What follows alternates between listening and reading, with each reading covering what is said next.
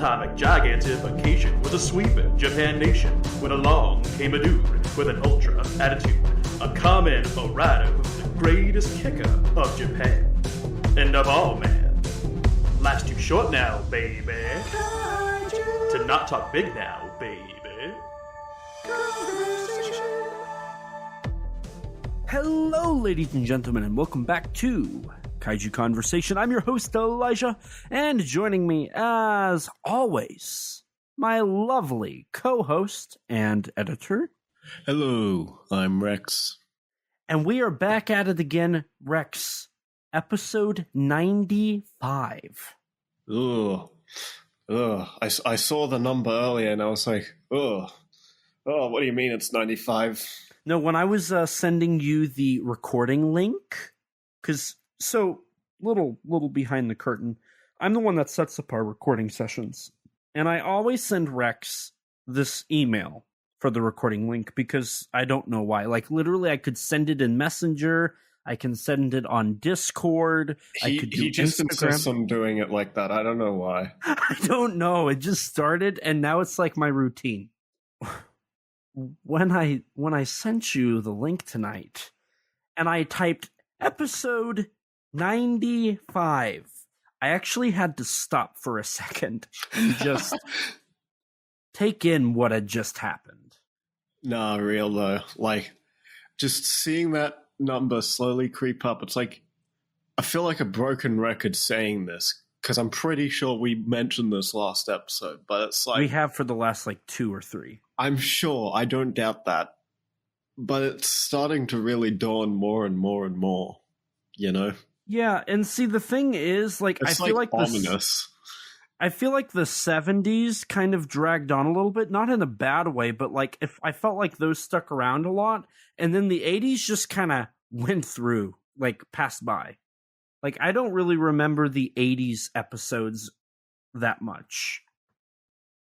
I mean, I remember them because there were some banger episodes, like Minus One. You do have a good point there. There was Minus One, Destroy All Monsters, King Kong 76. That was your favorite 2024 film, Godzilla Kong: The New Empire. How could you forget that one? Maybe that's I certainly can't forget that. That was a very... that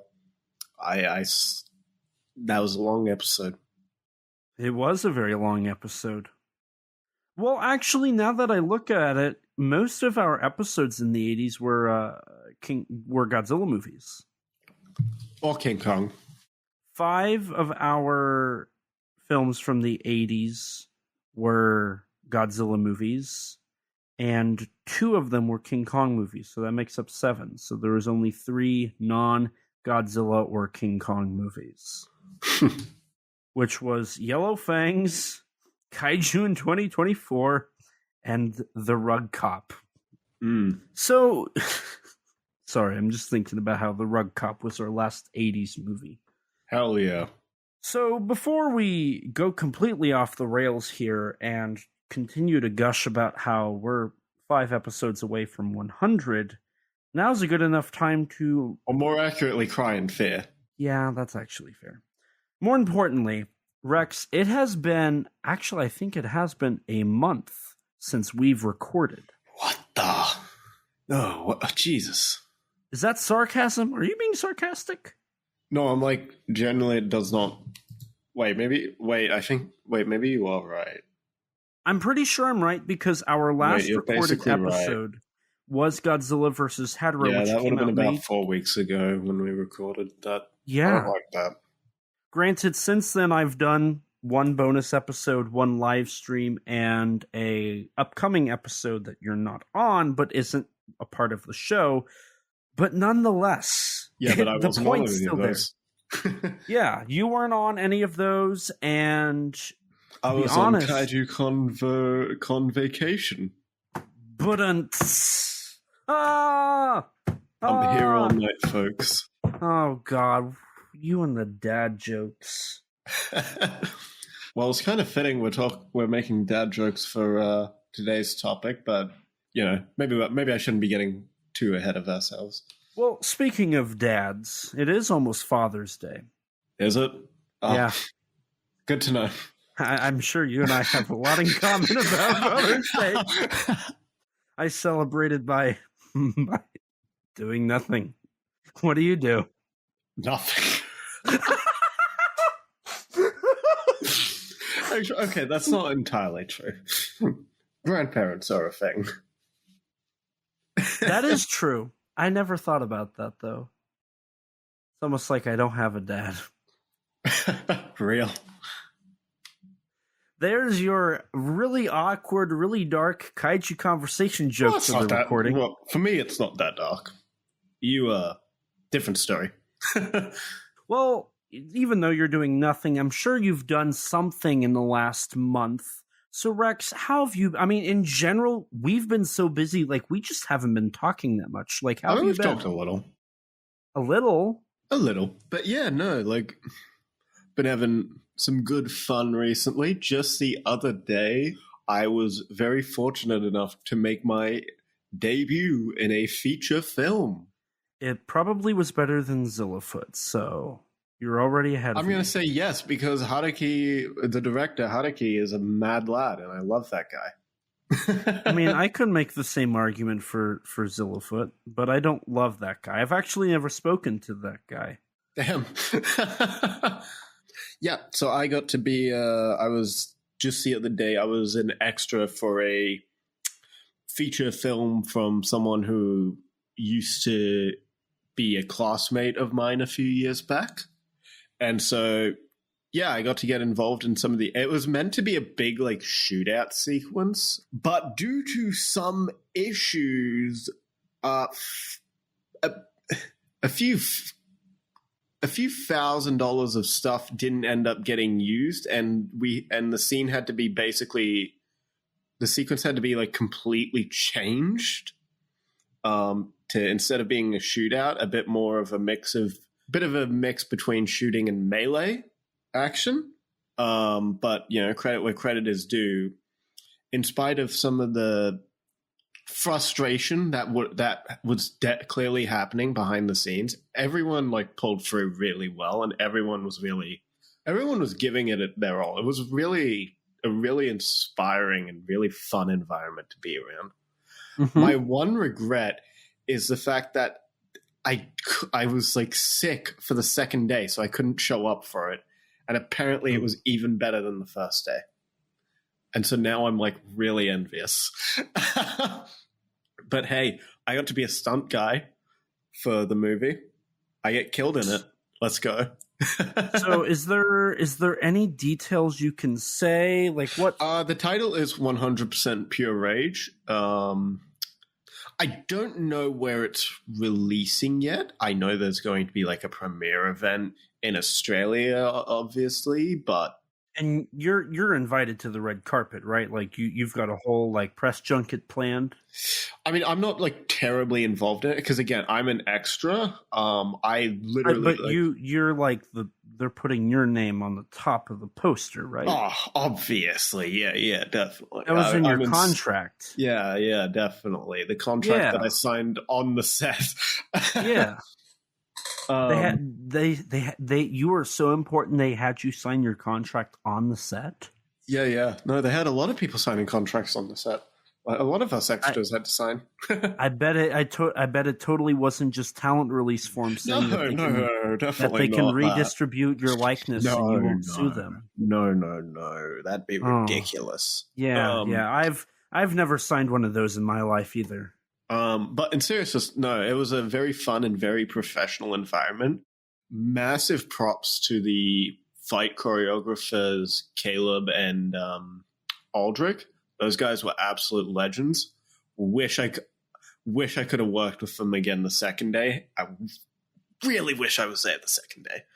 Really wish I was there, because apparently it was a lot more fun.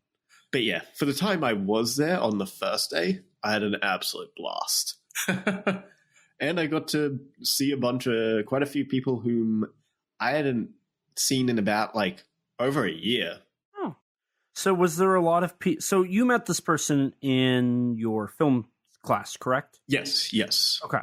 So was it kind of like a reunion for a bunch of you guys? It was in a sense, yeah. I mean, like, all of the other people from that class that were extras like there was about 6 of us from that class who was there, and about like 30-ish extras total, 20 to 30-ish. Like the other guys who were in that class had like, most of them had seen each other at least like were like had become like pretty close friends. So most of them had seen each other every now and again, or some of them had been involved in Haruki's other films, or even Pure Rage, this film, because this film's been shooting for about a year, I believe. Oh. Technically, I saw like an early scene. I was shown like an early scene from the film, from one scene that featured like some of those guys that I'm friends with. And their scene was actually something. In their scene, there's a little bit of footage that is taken from something that was actually shot for our class, which was pretty cool to see. Oh. Which I was actually an extra in for that as well. But yeah, no, it was a lot of fun. I can't wait to see myself die on screen in one hit. Just saying, my scene, I survived. I almost actually got to be in a post-credit scene. That's how big of a role I played. That's crazy. Yeah. But yeah, no, it was a really fun experience. And I think, it was just really inspiring and made me kind of want to just get off my butt and really, maybe like sit down and write one of those short film ideas I've had that's been floating around in my head every now and again. So how about yourself? I've heard you've been busy. Oh, boy. Unsurprisingly. Let's start by saying, oh no. I don't know if anybody here will know that joke. Oh, the guy. The bad ape. Oh, that is his actual name. Yeah. I only know that. Well, the only reason I bring that up is because I was on a phone call with a friend earlier, and we were talking. Like, it had been like a little bit since we talked. No, I see that meme all the time. I love it. I think it's funny. But, oh, God. Okay.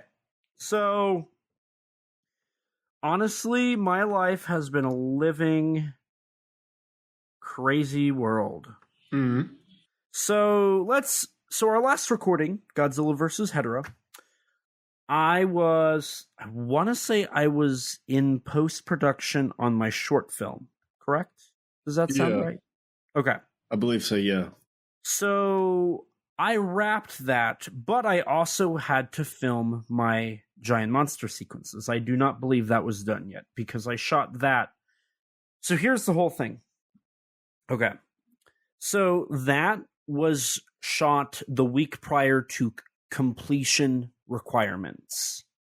I had to have it completed a week later. So the due date was June 1st. That was the last day. June 1st at 11:59 p.m. is the cutoff date for submissions to the G-Fest Amateur Video Contest. Mm-hmm. A week prior to this, I had to film my miniature sequences with my giant monster. So it is men in suit stuff. It is miniatures. All of that.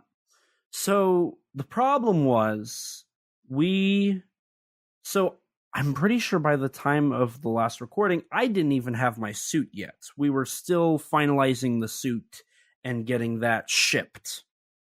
So when we shipped it, we had a shipping delay, which put me back an extra day. Was it a day? It might have been a day or two. I don't remember. I think it was 2. And then I think it was 2 days because it was supposed to be on like a Thursday, but it ended up being there. Or no.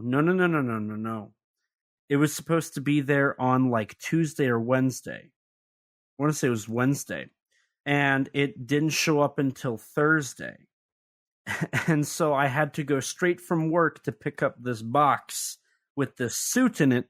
It is men in suit. And then I had to immediately go to my soundstage and film this stuff.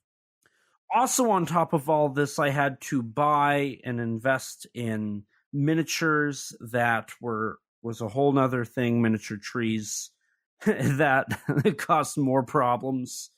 Building the set. I had to buy a couch, like one of those futon couches, and put like a black sheet over it to make that my platform, because we didn't have a platform. I had to buy extensions for my backdrop because I didn't have enough of a backdrop. It was a whole thing. I ended up spending more money than I wanted to. So we shot the first night. I say first, it was supposed to be only a 1-day shoot. Now, the costume was built with my proportions semi in mind. Mm-hmm. It was still a little too big, which was fine. It added some bulk to it. But that meant I could not be the one controlling the camera. So my production assistant / assistant director / sound operator / production manager was the one who ended up being the camera operator for this. So he's not a film person. He has no idea how to even use my camera. Uh-huh. So keep in mind, we're filming in a garage with lights. We also forgot the fog machine, so there was no fog during any of the shoot like I wanted there to be. But we had studio lights that produce heat. It's summer. It was in the 80-degree weather range. Plus, we're inside this concrete box with no air conditioning. Mm-hmm. So it's probably 90-something in there. Plus, you have a human being in a giant fur coat that is all black. So it's literally just it's a heat trap. So we shoot for an hour and like 20 minutes. I cannot take this thing off. It is rather difficult to put on. So the whole time, like we're getting each shot, we're filming it, we're setting up the next one. I can't get out of this costume. I can't get off the platform. I can't see. Oh, I don't know no. where I'm going. So in between takes, I'm to just stand there or sit on this platform with these lights beating down on me as heat continues to just kill me as my camera operator moves the camera, moves the miniature sets, gets the camera ready, hits record, does all that, right? Mm-hmm. So at the end of filming, so an hour and 10 minutes later, like I almost collapse, I have no water, really. I can't drink water in the suit. It was a whole thing. During production, during the shoot, we had an issue with the suit, and we just had to kind of work with it. And then after we were done, we called my suit designer, DiManna, of the Godzilla Novelization Project. And we're like, Danny, we're done. Like, I'm like, call Danny. So he gets my phone, he calls Danny. I'm like, Danny, we're done. It's over. We take photos. I'm like a sweaty mess. I look like I just ran a marathon. We go to review the footage. It's not there. Oh, no. I look. I'm like, where is it? He didn't hit the record button. That, or what happened is he hit the record button, thought he wasn't recording, because there was like 50 seconds of footage on there. But that was it. And it wasn't recording. Now, we started filming at 8 p.m. because we had to set everything up. It was a whole thing. So we finished about 9:30. We had to get home because we're not home. We're somewhere else. It's a 30-minute drive. He's got a vacation he's got to pack for, and work he's got to be at 5 in the morning. And I've got a vacation that's coming up in a couple days that I have to get done. Like everything packed and ready to go. I freak out because we still have to take down the set. Thankfully, I'm allowed to keep my setup another day. So the next day, we get my fog machine, get fog solution, get it all hooked up. Actually, before that, the costume broke at the end of filming. We had some problems, some seams came undone, some things broke, the mask broke. It was like, okay, it was a one and done suit. I can't use it anymore. That's fine. We got our footage. Oh, shoot. it's broken. We don't have footage. I got to find a way to fix this suit within the next 12 hours. So then I call, like Danny and I are on the phone. We talk about what we can do to fix some of it, fix the mask, get the seams fixed up. I'm not that creative. That's why I had Danny do it. I can't do this stuff. I do not have the knowledge, the skill, or the understanding. So he directs me on what glues to get, what materials to buy. So I do all that. So the next day, it's fixed up. It's ready to go. We pack it up. We get everything over there. We set up and we go through filming. I first have him go up and perform for me. So I direct him. And then I have him come back, watch the footage that I directed. Then I have him film me doing it. And then I go and give him criticisms and critiques. At that point, we finally got me in the suit, which it takes another person to get into the suit. Now, here's the big problem. Now we're filming in the afternoon. Hottest point in the day. It's like 90.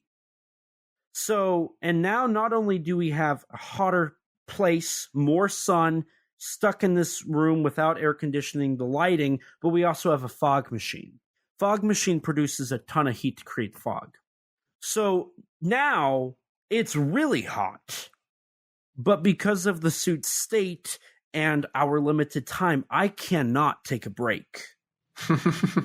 So I get in the suit, we get me set up, we start filming, we roll. As we're filming, I'm like fading in and out. Like there were a couple moments where like I lost like all sense of where I was. And there was one moment where I kind of collapsed onto the platform. Like I'm on all fours, like my arms dropped to like my shoulders and I'm kind of like breathing heavy. My heart rate started to like feel like it was pumping out of my chest. I was like seeing double-eyed. I was losing hearing at points. I mean, hey, you can't really be a real suit actor if you're not about to die. I'm pretty sure it got to about 120 in the suit. Because like I would be standing there and I felt the sweat rolling off of me. In the tiny hole I had in the neck of this thing, I saw my sweat like dropping onto the platform.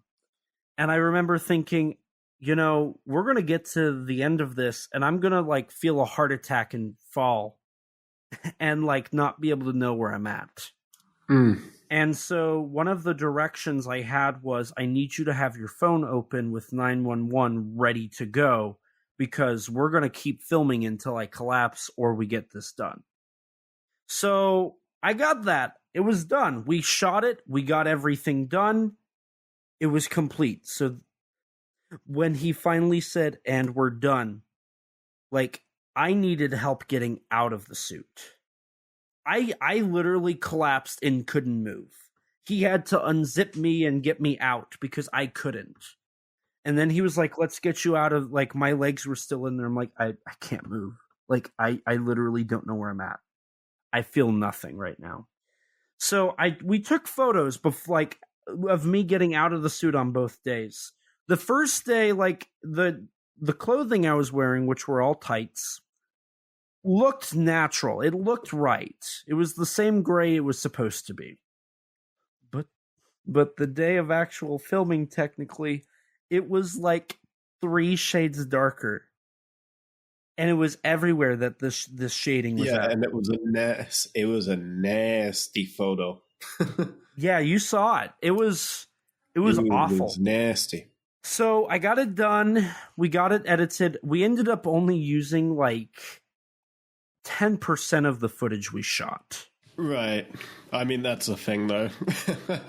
Yeah, and I'm not too worried, but it's like 1 hour of work is like, if you're lucky, maybe a minute in like a documentary. Right. So, that happened, and we were able to get everything done, thankfully. I still have the platform in my trunk here a month later. I just haven't had time to take it out at all. But after that, it was on to, we got to finish it. We got to get the score in there. And so I got the music. I edited everything, color corrected, got the final finalized music, finalized all that. However, the day after filming, I had to wake up, get on a plane, and go on vacation. So when I got to my destination, Thursday night and Friday night, I worked on the film. I just worked on that. I couldn't do anything else. I felt bad, so I went and I visited our good friend, Danny DiManna. He was nice enough to let me come visit and stay with him for a weekend. And it was originally supposed to be no work. Well, actually, it was originally supposed to be a business trip on something. And then it turned out to be, oh, we're not going to do that. Let's just relax. And then it turned into, oh, I can't. I have to work. So eventually we got to the point where I got it done. I was exporting May 31st at like 11 p.m. and it exported up until the morning of June 1st, and I got it uploaded, and then it was done. And so I got it done, and I got to enjoy a vacation. We went to some antique malls. We, just ate food, relaxed. I'm trying to think what we did. We watched some episodes of Alf. We watched a movie, and that was about it. It was mostly just kind of a chill vacation, just kind of doing nothing. Nice. But, that actually transitions pretty well into the whole vacation thing, which wasn't really that exciting outside of just getting able to relax and not work. Because... yeah, for once in your life. Yeah, literally, like you and I talked about it, Danny and I talked about it, like up until that last weekend of May, I had been working consistently on a project, whether it be Yuzo or Liverleaf or Monsters with Attitude or Kaiju Conversation or Ninja Monsters. Like I had a project like every week. And so I really didn't have any time to relax. So it was really nice to have just a few days to relax. But as I'm coming home, like I got on the plane, I'm flying home, I land, I finally get access to my mobile data. And what do I get? I get a text message from work. Hey, one of the co-managers has quit. She literally walked out. There's nobody here. What do we do? So as I get off the plane, I have to get into this car, drive to my car, get in my car, and go straight from my car to work. And I have to work until 11 p.m. So, like, I just didn't get, like, my final day off. I had to work. And then Tuesday and Wednesday, after I got to relax a little bit, but of course I had to work. I had to do other things, so it wasn't really a day off. And as I came home, I found out that because of that, there's nobody to cover my department. So, for the month of June, my schedule is 12-hour shifts, 3 days a week, and 9-hour shifts 2 days a week, with an occasional call-in on the 2 days I have off. So now my life is completely and totally awful. I work nonstop. Just a bucket of fun. Yeah, yesterday I did a Kaiju Conversation live. Kind of dates when this episode was recorded. So before that, I actually had to work from 7 a.m. to 5 p.m. And that morning, I had only gotten 2 hours of sleep because I was doing work on another project that kept me up until 4 a.m. So I was on 2 hours of sleep. I had to go to work. I worked. I was exhausted. Then I had to go straight to my office and do a 3.5 hour live stream and then drive home. So it ended up being quite an awful day. And I hate to say it, but there were points where I was kind of on the edge of, I thought, passing out. And it wasn't like the content of the stream. It was just how exhausted I was. But that's just going to be my life, I think, for the next couple of weeks up until G-Fest, which I've started working on too, some of my projects. Got some confirmation on things I won't be doing and started planning some stuff I will be doing. So that's pretty exciting. And then we also got Godzilla Kong: The New Empire on Blu-ray recently, which is really cool. You did. It's not out here for me. Actually, speaking of Godzilla Kong the New Empire, Rex, have you watched any Tokusatsu? Actually, yes, I have. Oh, I'm gonna get this out of the way. I've in the month or so since the last recording, I've rewatched both GXK and of course -1 when it came to Netflix. nice. I also the day prior, I also watched to -1. I also watched the H-Man, Shiro Honda's film, which I fairly enjoyed it. It is it's a Takeshi Kimura written film, and you can definitely tell because he repeats some of the stuff he does in Rodan and a lot of his other films. It also has the Takeshi Kimura trademark of I don't remember very much of any of these characters. Destroy all monsters moment. Real. That's my one complaint about Kimura. I can tell you things about the characters from maybe 3 of his movies. But yeah, outside of those, I have been watching a little bit of J-horror recently. That's right. Because I got into a series of films by director Koji Shiraishi, who did the film Noroi the Curse, as well as Sadako vs. Kayako, and various other low-ish budget J-horror films. So I watched a series of films called Senritsu Kaiki File Kawasugi. There's about 10 of them, and then 10 short films. I've seen about 8 of the movies thus far, and about 8 or 9 of the short films. Okay. So I'm almost done. Done.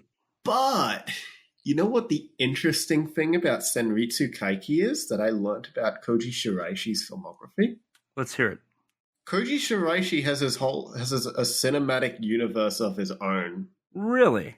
Yes. Have you heard of the film Occult? It's like Noroi. It's another found footage horror film. It's like his second, after Sadako vs. Kayako and Noroi, it's like his next most famous film. I think so. Yeah. So in that film, Koji Shiraishi plays himself. And actor Shohei Ueno plays himself in that movie, like a fictionalized version of himself. But then Shohei Ueno appears in one of the Senritsu Kaiki movies. Oh. And Koji Shiraishi also plays a character in those movies. He plays one of the main characters. He plays the cameraman. And it's the same worm demons in those movies. And then there's another short film by him, a 20-minute short film called Ultra Violent People or something. That has an alternate cut, an extended cut that just features one of the characters, the Jin Kudo, the best character from Kawasugi. It's crazy, but I love Kawasugi. It's awesome. Okay. Interesting. I think character writing might have peaked with Jin Kudo, not gonna lie. I don't know what kind of character, how do you go from where we started, from just a couple of people investigating the Kuchisake Onna, the split-mouth woman, to what borders on a kaiju fight? I mean, fair point. I don't know how we got there, but it was very amusing. I'll say that much. Yeah, it's an awesome mockumentary series. Highly recommended. Highly. Outside of that, though, I want to say that's about it. Have you actually watched anything, though? That's the real question. Well, obviously, I talked about I Am Mother. I'm going to throw that in here since, now it's tangentially connected to Tokusatsu. Mm-hmm. Outside of that, I mean, I did watch -1 again, Godzilla -1. I watched it with the dub, which I could not stand. Oof. I do not like the dub. I think it's very bland. I don't think it did a very good job at portraying the characters properly. It felt kind of rushed. And it just does not give me the same feel. And I do not like the writing changes, the localization they did. It just doesn't work. I think some lines have been made better. Others, it's like, I don't know. Even if it's a bit dry in like the original subs, I kind of like, I don't know, something about the simplicity of certain lines just makes it work better for me. And the fact that they changed "Is your war finally over" to whatever they said, I don't even remember. I don't want to remember. Three completely different versions of it. I just hate it. Also, I thought for a fat moment that the Anthony Kim subtitles were gone. Oh yeah, because they weren't there on the first day. Yeah, and so the whole time I'm like, they have dub titles. Where's the subtitles at? And I was so happy when I found that the subtitles by our dear friend who I've never spoken to a day in my life, Mr. Anthony Kim, are safe and sound. I was thrilled. Outside of that, I'm trying to think here. I got to see Bad Boys Ride or Die at an early access. No way. Will Smith likes Ultraman. Does that count? I finally sat down and watched Dracula, both the original version and the Spanish version. That is based. I actually haven't seen the Spanish version yet. I need to get around to that. I watched it while I was hanging out with our good friend Danny DiManna. Based. And outside of that, I'm going to talk about it because I think I can. I don't know what my limitations are here. But for preparation on my audio commentary track, I did watch War of the Ninja Monsters, Jiron vs. Gura. I don't know if I can really say much because, it's not out. But I did watch it. Mm-hmm. Nice. And that's all I watched. I mean, hey, it's something. That's a massive improvement over previous weeks. Yeah, I watched an alternative version of a movie, and I watched one tokusatsu movie. Or one alternative tokusatsu, one actual tokusatsu, and one tokusatsu adjacent. Hey, that is a 1,000,000% improvement. That is an infinite percent improvement over last episode. Yeah, that's fair. I'm hoping... Am I forgetting something? Am I? Because I feel like something just very, very, very recently came out that I watched. It featured a man. An ultra man, you could say. I'm going to be honest with you. I legitimately believe I forgot something. I think you... Did you watch? Because I did. I saw the 2024 film, Ultraman Rising. Oh, that's right. That came out on Netflix. Yeah. I did watch that. Oh, good. Because that's what we're covering today. Oh, thank God. Didn't you see the title? You wrote it. Did I? Yes. No, I just remember writing episode 95 and then I freaked out. Well, I see in the link here, I see episode 95, Ultraman Rising 2024. So, I blinked. I had a heat stroke from when I wore that suit. You had a heat stroke 2 months late. Yes. Or a month late or something. Yes. You should go see a doctor. I'm good. I don't do drugs. I don't do sex. The tokusatsu's where it's at. Well, maybe you do drugs if you're getting that delayed onset heat stroke. Uh-huh. It's what we do. Oh, my God. So, yeah. We're watching... No, we're not watching. We've already watched. We watched Ultraman Rising from 2024. Now, Rex, you are the designated production expert here, and I know there's not a lot of information out there, but what can you tell us about the film?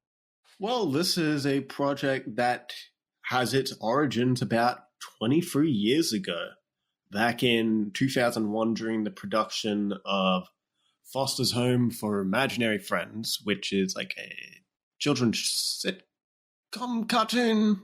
I could be slightly misremembering.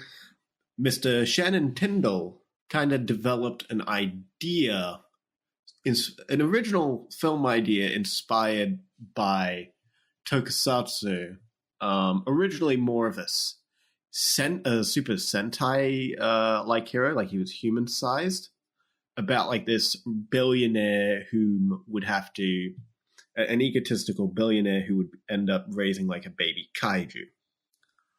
After pitching this idea to Cartoon Network and eventually starting development at Sony Pictures for what was at the time titled Made in Japan. Eventually the film and the hero of Gamera would evolve into a more Ultraman-inspired character, looking a lot like Ultraman. And after moving from Sony, it would eventually Shannon would get in contact with Netflix, whom would essentially be like, hey, why don't we just make this an Ultraman movie? So was it Netflix that suggested that, or was it the director who suggested that? It was an original story that was being like pitched to Netflix. That they were like very recently in contact with Tsuburaya at the time. I know like production or pre-production started around 2019, and yeah, so Shannon Tyndall pitched it to Tsuburaya, and they loved the idea, and so yeah, he wrote the script. He didn't make too many changes. He just like rewrote it so that it would actually fit the Ultraman brand, So it's kind of from what you're telling me, it kind of is the same concept of how the Ultraman manga turned anime became into a thing, because originally that was supposed to be a Kamen Rider manga, but Toei would not do it. And so they rewrote it to Ultraman, but it just kind of blends a little bit better. Yeah, I mean, this one I think is more like clearly Ultraman. Right. It's a giant Kyodai hero that fights kaiju. Now, I do think it's interesting that we're talking about this because in the timeline we're at 2019, right? Mm-hmm. And this wouldn't be announced until about 2022, if I remember correctly. 21? Yeah. It must have been late 2021 then? No, it was about May. Gotcha. About May. So what happened? So they reached out to Tsuburaya. Tsuburaya loved the idea. They agreed to do it. Rewrites happened. And then the announcement? I mean, there was development as well. Because like there's concept art dated to like October 2020 and stuff like that. Gotcha. Now, it's interesting. I mean, some of it dates back to as far back as 2001. Like one of the main kaiju in the film, Emmy, her concept art dates to 2001. Interesting. Okay. Yeah. Yeah, I've seen her early design is like a more octopus-like creature, inspired by the Toho show Kurekure Takora. Okay. Yeah, which is one of Toho's like 70s toku shows for kids. Really? Yeah. That's kind of a cool deep cut. It's on the Godzilla store. Is it? Yeah, in Japan. Like you can buy the DVDs for it on the Godzilla store. Oh, interesting. Now, it's funny that this is all happening because towards the end of 2021, the Tsuburaya production CEO actually said in an interview, quote, "If we do the same thing in Hollywood when we go out into the world, Ultraman will be buried among many other hero characters. In order to compete on the world stage, we need to make use of Japan's identity." Which was weird at the time because Netflix had just announced this movie, right? Yeah. And when so it's Netflix, so it's a US company announcing a animated movie from an American animation studio, ILM, directed and written by Americans. Well, one of them is Japanese American. Fair enough. John Elshima is the co-director. But there is a lot of like, it's really weird that like you say that. So I remember going into this, like, of course we got the initial promotional image and whatnot. And for me, I was like a little like, this is weird. Like, why would they announce that and then say this? Like, that kind of makes me kind of lose my faith in it a little bit. Mm-hmm. So I remember being a little iffy on it. And then like we basically got nothing until what, late 2023, right? Yeah, some mid-ish 23. I know there were like test screenings in around July 2023. There were a few test screenings in like the past like yearish. So what else do you have for us in terms of?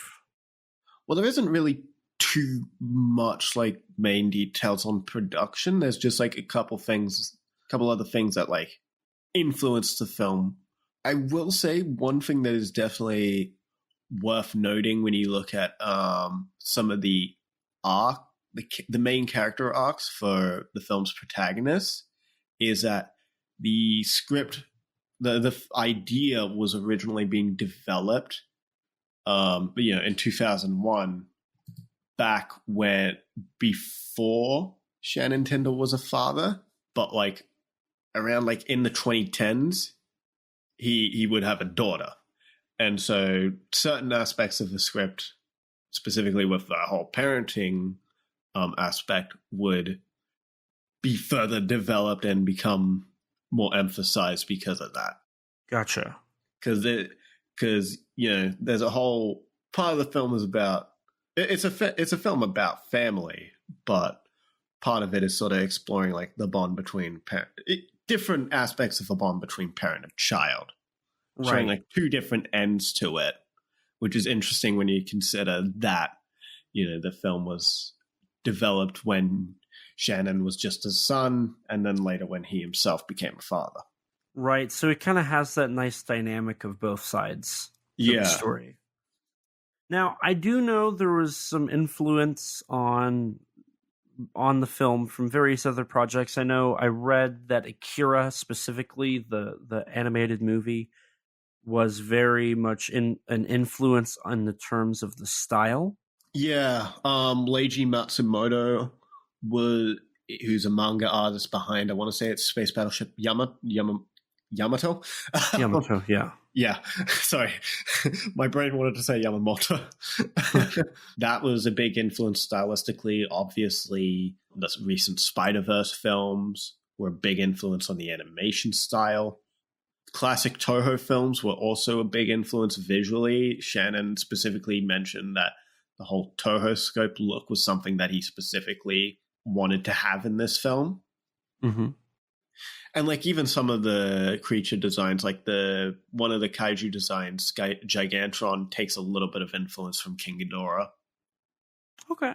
I can kind of see that one. It's mainly the neck. Yeah. Mainly the long neck. Other than that, I don't really have too much else about the production. There really hasn't been a lot revealed yet, but I know more is coming soon. Shannon Tyndall has talked about on Twitter how, like, in the future, he will talk a bit more about it, and then, like, there's an art book coming out at the end of the year. Gotcha. So perhaps this is one of those films where, like, in the future, we might come back to it as like a bonus episode and kind of do like a retrospective, maybe, or something. That might be kind of based off of what we learn. Now, I do know that the film's opening sequence was inspired by and was a suggestion by Mr. Guillermo del Toro. Right, which I don't remember why he suggested it. I think it was more it was something like it's more Ultraman to have that opening. It was more just to more properly introduce Ultraman to the audiences who might not be familiar with him. Because the film doesn't really introduce much about Ultraman. It just kind of drops you in the middle of the story and kind of just assumes you'll figure things out about the character, which is actually a big criticism I've seen from a lot of people, is that it kind of just it doesn't do a lot in terms of introducing Ultraman to audiences. Yeah, and I guess we're going to jump right into this here. One of my biggest problems is this is easily one of the most confusing Ultraman shows / movies I've watched.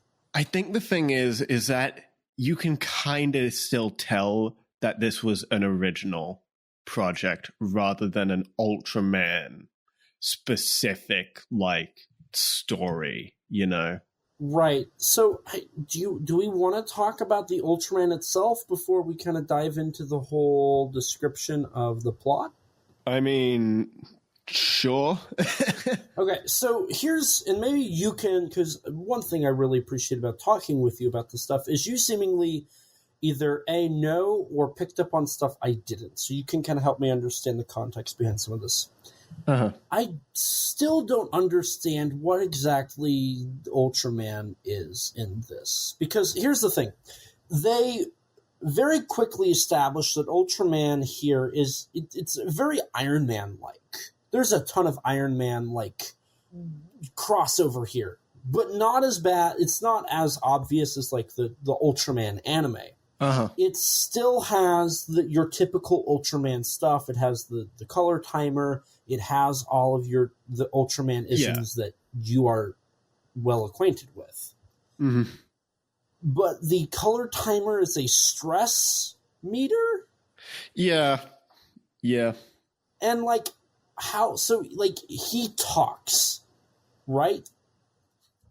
And so the thing is, some Ultramen can talk. I wasn't entirely sure if he was for a good chunk of the film. I'm pretty sure it is that he's always talking. You can, and everyone can hear him. But I don't know why I was under this impression, but until near the end of this movie, when I was first watching it, I was under the impression that no one could actually hear what he was saying, and that he was just kind of speaking out loud. Almost speaking in his head in a sense. Right, which would have made sense, I thought, but I'm not the huge, every Ultraman can talk, right? Yeah, but usually when they're when Ultraman's transformed, they typically don't. Right.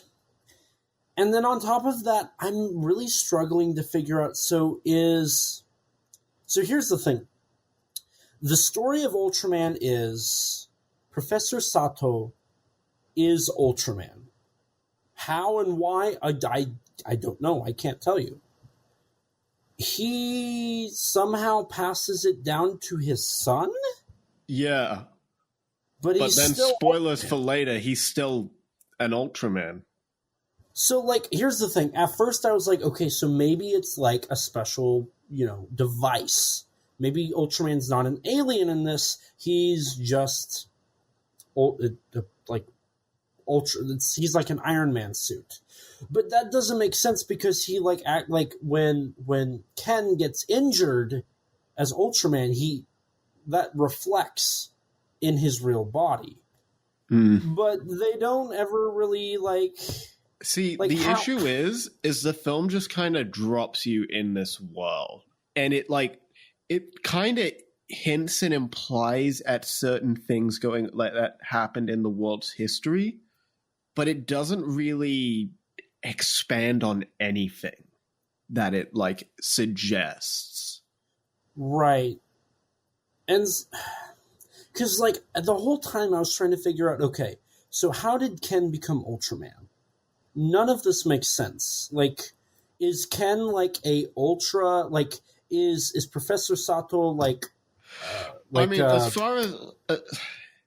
as far as we don't even know if Ultraman's necessarily an alien, because the film doesn't really suggest that. The only real implication is the end credits scene that mentions M78. Right. And see, that's the whole thing, because I was like, okay, so what if they're approaching this like a Dan Moriboshi sort of Ultra, where Professor Sato is the human? Moriboshi was actually the main model for Ken. So I think that it might be the idea somewhat. So does that mean Ken is a half human, half Ultra? Don't know. That's the thing is I have so many questions about I have tons Ultraman. of questions about not even just Ultraman, but about the main military group, the KDF. Oh God. Because So it's not explained in the film, but in an interview, you can kind of get the idea that Ultraman's father and his mother are involved in that. Yes, because they literally have technology. In an interview, one of the directors revealed that the mother is like the founder of the KDF. But here's the thing. The villain of this story is like doing video calls with Professor Sato at the beginning of the film, like back in time. So I just... Okay. The KDF, Ultraman, and the villain, I think, are some of the worst written aspects of this film because they do not make sense by the end. Oh, the villain. Yeah, no, I think most people agree the villain of this film is just not it. He's not even a villain. Like, honestly, he does nothing wrong until the very, very, very end. I literally wrote in my notes, I was like, how is he the villain? Like, everything he's saying makes sense. We'll get into that. Yeah, before we... Oh, God, I'm getting angry. Oh, okay. But so, actually, that's a perfect segue into the thing that they very quickly establish in the opening narration, which this movie approaches the concept of kaiju as if they're from Ultraman Cosmos. Correct? It's Ultraman Cosmos where they're like, let's save the kaiju, let's not kill them? Yeah. I mean, there's always been, like, an element of pacifism in Ultraman. Unless you're Ultra 7. Unless you're Ultra 7. Look, man, okay. Shut up. I'm going to throw an Ultra Slugger, or the Ice Slugger at you. See what happens. Okay, let's just get into this because there's a point I want to make, but I have to wait till we get through like the opening scene to make it. Let's go. We get Bemular for a few seconds. Yay, my boy. And what I really like, so during this opening credits, they actually have like little lines like it's a CTV. And I love that little detail. I really like that. And then we also get Naranga. Naranga appears in the opening. And this is all back when Ken's father was Ultraman. Correct. And it's literally just the opening of Shin Ultraman. And as you mentioned before, this was Guillermo del Toro's suggestion. So, and he ends up getting a special thanks at the end of this. This is the closest he's gotten to working on an official Ultraman project. Yeah. And then from here, if I remember correctly, I mean, it's really just establishing that Ken is a huge fan of Ultraman. He's the hero. These are the monsters. This is the KDF. And then we get an Ultra Q inspired opening with the spiraling text. Mm-hmm. Yeah. And then we go to our second opening scene of Ken as a child spending time with his parents just before the city get... They name drop Gamera in this opening too. Oh yeah. And yeah, there's an attack by a kaiju, Gigantron. Now, as the professor gets called by Dr. Onda. Right. Now, before this all happens, so we see that Ken's a huge fan of Ultraman. They do the schwash and the Specium Beam, look and all that. Yeah. And I believe Ken even in this opening says like dun dun dun dun. Yeah, he does. The opening. Yeah, they do that a few times in the film. They do. Now, so in this opening sequence, they actually do introduce us to the big problem of the story very early on, which I appreciate. And that is, so his mother is a huge fan of baseball. His father is Ultraman, right? So that's their back and forth. They're both scientists. Ken loves Ultraman, but Ken is a huge baseball fan. And so you see Ken interacting with both his father and his mother in those like specific fields. And then Ken's father jumps in and asks him the question, if you had to choose between being a baseball player or Ultraman, which would you choose? And that's when Gigantron appears. But I do like how they set up the big internal conflict of the story very early on. Yeah, and they also bring up, like, Ken's father bringing up, like, being Ultraman is about finding a balance, you know, which is a big thing in the film, that he has to find a balance between, you know, balancing everything going on in his life. And see, that's a very American superhero thing. Mm-hmm. You know, when I hear that, I immediately think of Spider-Man, you know. I guess so, yeah. That balance. And, you know, that's something that this film, I think, I will say, I think this film does a good job at finding the balance of being too much of a Ultraman. It finds a good balance of being a Japanese product and an American product.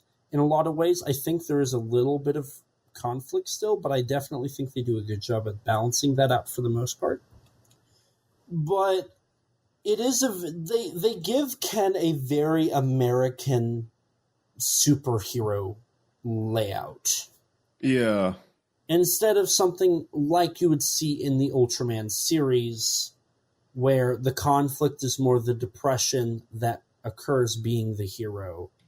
You know, that's something that you see in Kamen Rider, in Kikaida, in Ultraman. It's not necessarily that as much as it's really cool to be a hero. You just have to learn how to balance your time. You know, that's the very Western concept. It doesn't really dive into the depressing aspects of being a hero. Right. But it sounded like you were about to jump off on Gigantron. Well, that's not specifically what I'm waiting for, but yeah, Gigantron shows up in this flashback, and, you know, Ken's father goes out to transform into Ultraman. And then the scene just ends. Strangely enough, we go back to this sequence almost about like 3 times, but like we never actually see the full sequence. And it really doesn't feel Which is an odd choice. It doesn't feel that important, to be honest, because everything that happens is like in the current. And the biggest issue of this fight, this moment in time, we don't even see. Right. The only real like major important thing from this is like we see the villain like telling Ultraman's father like, watch out, your family and my family are in danger. And that's about it, really. And it's like, what does like Gigantron just like have? Is it like Jaws the Revenge, where she knows exactly what people to go after? I mean, I just assume it's like their families just are in the path of Gigantron. Like, that's fine. I'm not gonna like criticize them or like question the movie for that. That's whatever. Okay, but like Gigantron is just a poorly written character in this movie too. It's a monster. It barely even has much screen time. It's hardly a character until the end of the movie. Right, and even then it's kind of like, well, too late. I don't really care.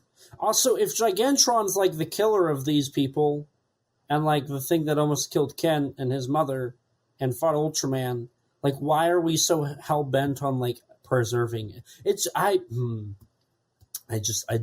don't understand why there's this whole thing about like preserving the kaiju and why that's the good thing. I don't know. It feels because really weird. Like, you know, in this world, they're kind of just animals. Like they're not like specifically vengeful like creatures in here, and they're not like humans with the same moral senses. They're just seen kind of like animals. So it's like I don't have any issue accepting like the want for a more pacifist solution. But I do take a bit of issue with in the Naronga fight. Is that where we're going to now, or should we establish the rest before we go? Because there's a little bit more. Like in the following scene, we get introduced to Ken Sato now as an adult 20 years later. He's a baseball player who's moved to Japan. He's ditched America, where he could have had like a major like league championship event, to instead meet up with his father and do some unfinished family business. Now, it's also important to note that it kind of does feel like all throughout this opening, like, again, they're really framing Ken as a Tony Stark. He's very cocky. He's very sure of himself. Yeah. He knows what he's worth. And so I can't help but think that Tony Stark ended up being a huge influence on the Ken Sato character, especially towards the end of the film. Like, there are moments where it's like, oh, Iron Man 3. Okay, cool. I don't know. I don't think the director has ever, like, referenced, like, Tony Stark in interviews, but he specifically talked about Toshiro Mifune being a big influence on Ken Sato. Like, the hairstyle especially is, like, a specific reference to Mifune's first film. But even just, like, the swagger of Ken Sato, he mentioned, was inspired by Mifune. Huh. Okay. I didn't really see that. I'm sorry. I didn't see that. I can see the hair, but I can't, the actual attitude of him doesn't really give off Mifune vibes to me. He wasn't a larger-than-life character. Yeah. At the first baseball game of Ken being with the Giants, he goes to a fan event, and then he goes to, like, a fan event a little bit before his first game, but then suddenly, while he's doing interviews where we meet another character in the film, Ami Wakita, Naranga suddenly attacks Akihabara. And so Ken goes off. And again, like, we're not really established on why. I mean, this I can kind of forgive because they do establish, like, the unfinished family business. And we kind of learn why he does this. But he goes out to fight Naranga's Ultraman. And the whole reason for why he's doing it is pretty well explained. But again, we don't really... How he became Ultraman, it's not really established. I mean, the thing is, there was definitely... I was thinking about this, and it's like, to some extent, and I know, and I've seen a few other people talking about this, I don't know if, like, all that establishment is really, like, matters all that much to the story, which I think is why the movie doesn't spend a lot of time on it. Right.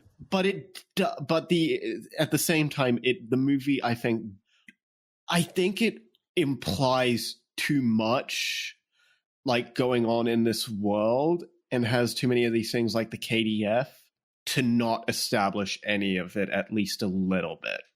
Right, and that's the thing is, this really feels like a second film in a yes, series. Because credit where credit is due, this feels like a lived-in world. Like, Yeah, I feel like there is that. an actual history here. Like, the film does a good job at making me feel like there is a history to this world. It's kind of similar to Shin Ultraman that kind of feels like we're kind of just moving through it. But I think with Shin Ultraman, it did a better job of, like, introducing the audience to that world. Whereas here, you're kind of just dropped in the middle. Yeah, I would absolutely agree with that. And, you know, the thing about Shin Ultraman is it introduces you to the world within about 2 minutes. Like, it quickly just throws it out there. This is what happened. This is what happened after this. This is what happened after that. And this is where we are now. And any more questions you have about why Ultraman is the way it is, you will learn throughout the film. Yeah. Whereas here, it's more like, well, Ultraman's here. That's really all you need to know because, I mean, everybody, we see it in Akihabara. The people, the pedestrians are, like, already well aware of who Ultraman is. Yeah. But like they would in, like, a Spider-Man movie, the friendly neighborhood Spider-Man, the people of the neighborhood are shouting at Ultraman to, like, stop being cocky. Right. Which, I don't know, to me that kind of loses a sense of the grandiose image of Ultraman. Does that make sense?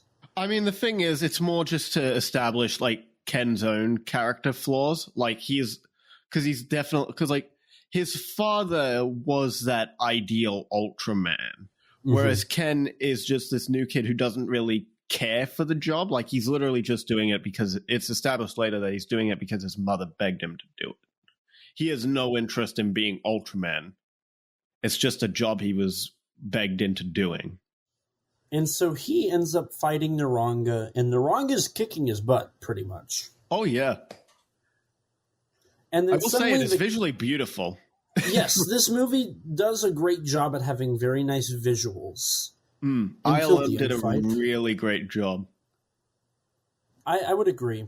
Now, during all of this, we also get established the kind of the humor of the film. It's introduced earlier on in the film, but we really get to see it here. There's a lot of quips, not to the point of rolling your eyes every few minutes.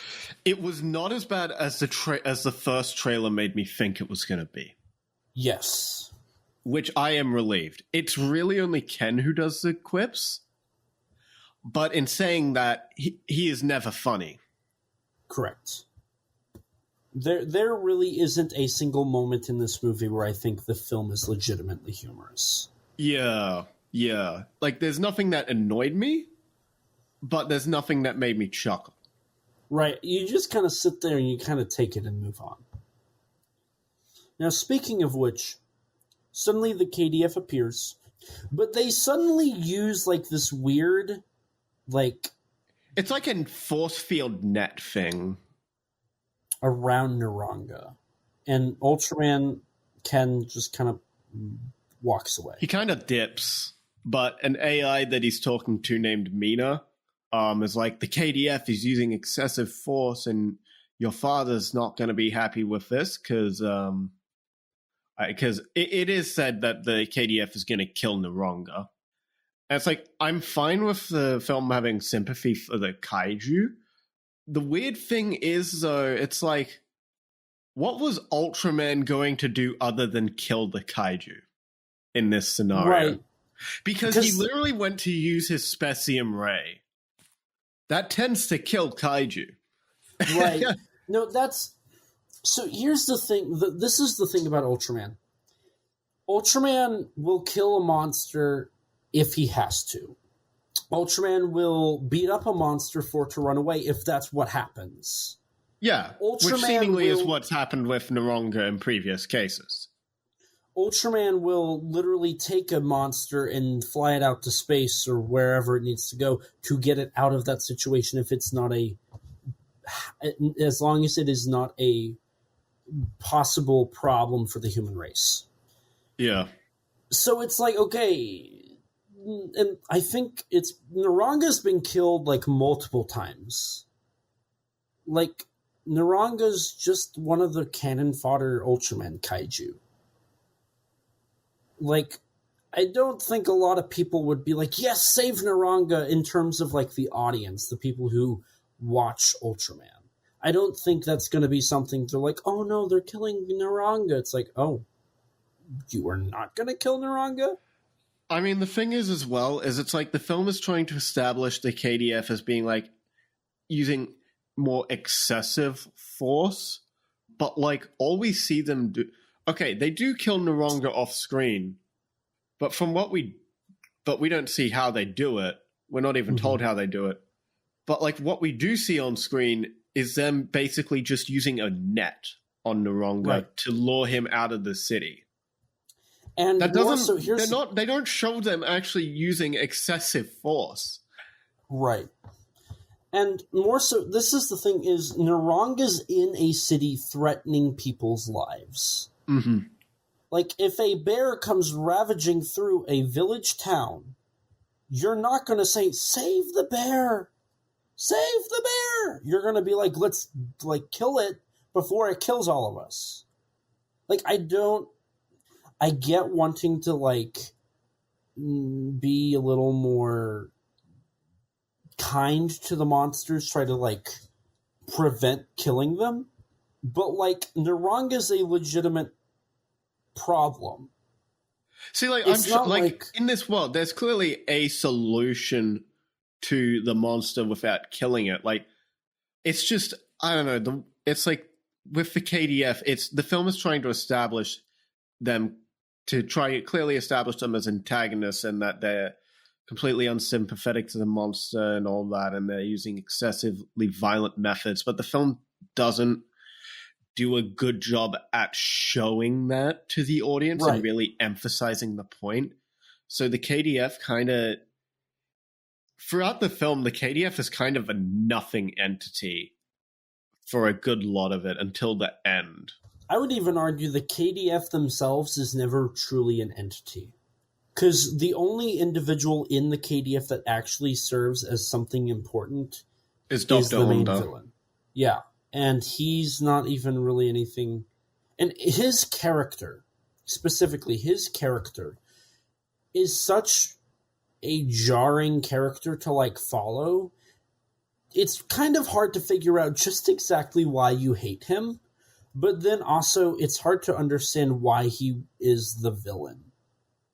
It's just his character writing did not line up properly. See, I was fine with his character writing up until the end of the movie. Yes, the end of the film is where it falls apart 100%. I think the film falls apart 100% in the final 15 minutes. Yeah. But we'll get to that when we get there. Point is, Noranga dies off screen. Ken ignores his father, who tries to call him and scold him for Noranga's death. And then he goes to have an interview with Ami Wakata again, whom is another character who is kind of a nothing burger. Yeah, I really struggled to figure out why she was... I was under the impression that she was going to be like a love interest or something. Yeah. But then she gets dropped halfway through the film and doesn't show up till, like, near the end. But then doesn't contribute anything other than human being for Ultraman to make sure don't die. Yeah. That's it. Pretty much. That's all she is. I mean, she is there to somewhat, like, to kind of, I guess, be, like, an indicator for, like, the public opinion on Ken and Ultraman in a sense, you know, to kind of show that, to kind of tell the audience more than really show that Ken has changed. But, yeah. She's just exposition. Yeah, she's kind of just there. She really doesn't. It feels like a character the film kind of just wastes time on. Especially because, like, there's some obvious, like, okay, is this a romantic, are they going to be romantically involved by the end of the film? Right. Because, oddly enough, she doesn't have her father, we only see her mother, and her daughter doesn't have a father. Yeah. So... And then it's like Ken does ask her for it. They kind of go on a date, like it's for an interview, but still... So it's like, oh, okay, we're going to have love interest. Sure, whatever, fine. But then it just does not, after their, like, brief date, she doesn't show up until the climax. Right. And even then, she's never really involved. No. She's always off doing her own thing. Right. And, you know, it's the beauty of, like, plot convenience that they ever show up together. And so, I mean, following their little interaction here, we do see her daughter, who's very much an Ultraman fan, appear, and she freaks Ken out a little bit. We see that he's not really good with kids in this moment. And then after that, we get our first look at Kaiju Defense Force HQ, where they're hyping up this weird canister thing. Yes, this mysterious package. And they're, like, ready the shuttles, and from there they take it off and they're flying it to Tokyo. You know, that's a good question. Where were they actually taking it? No, because they literally go to Tokyo, and it's like, why are you going, like, you're literally luring it into the city to cause damage. It doesn't make sense. Like, that literally does not track at all. Wouldn't you take it from Tokyo through the ocean? I mean, again, this just goes back to the film, like, not really telling us anything, which is like, whatever, like, I can accept this, but, like, No, it is a little funny. Yeah. It just doesn't make sense. So But we get our alas, first... Gigantron is approaching. Which, this is where I'm going to bring up. Gigantron is the dumbest name. Okay, here's the problem. You have characters like Bemular, Gomora, Naranga. Like, you have an Ultraman, you know? You have these names for these characters. And then you have Gigantron. It's like, it's the Monsterverse issue. You know, you've got, like in Godzilla King of the Monsters, you've got Godzilla, Rodan, Mothra, King Ghidorah, Methuselah, Behemoth, Scylla, Muto. It's like they're not great names to blend in with the other Japanese names, you know? It's like you have Mechagodzilla, Godzilla, and Kong, and Warbat, and Doug. It's just... They don't do a good job of blending new characters with old ones, with the names. I mean, names are frankly the least of my issues. Like, okay, but when you say Gigantron's approaching, when you literally were just talking about Naranga's appeared, it's a little like, okay. Original Kaiju OC. Lovely. Cool. It's whatever.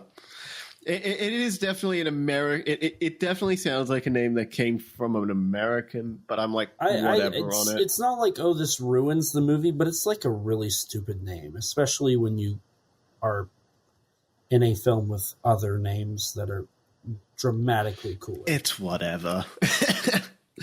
If you say so. It's better than Warbat.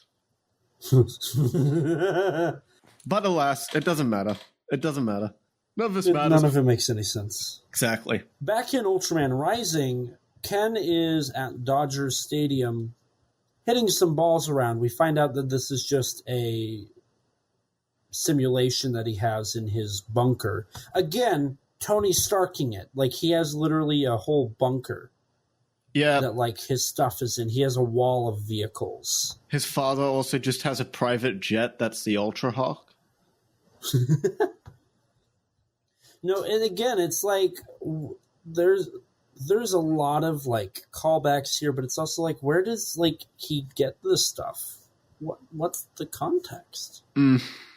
Yeah, but alas, he gets scolded by the AI Mina, which is based off his currently missing mother. Very much like what I would say is Tony Stark's Jarvis or Friday. Yeah, I also guess it is kind of like a Jarvis. Yeah. Also, during the whole scolding sequence, he's sitting at his little chair with his drinks that you were about to bring up that the AI scolding him for. In the background, you can see some cameos, like Gamora, Naranga. Alton. There's two Megazords that make an appearance in the background. Also, did we mention that this film is very much inspired by Into the Spider-Verse? I mean, visually, yeah, it definitely has a very similar... It's that new sort of style that Spider-Verse kind of popularized with its more comic book look.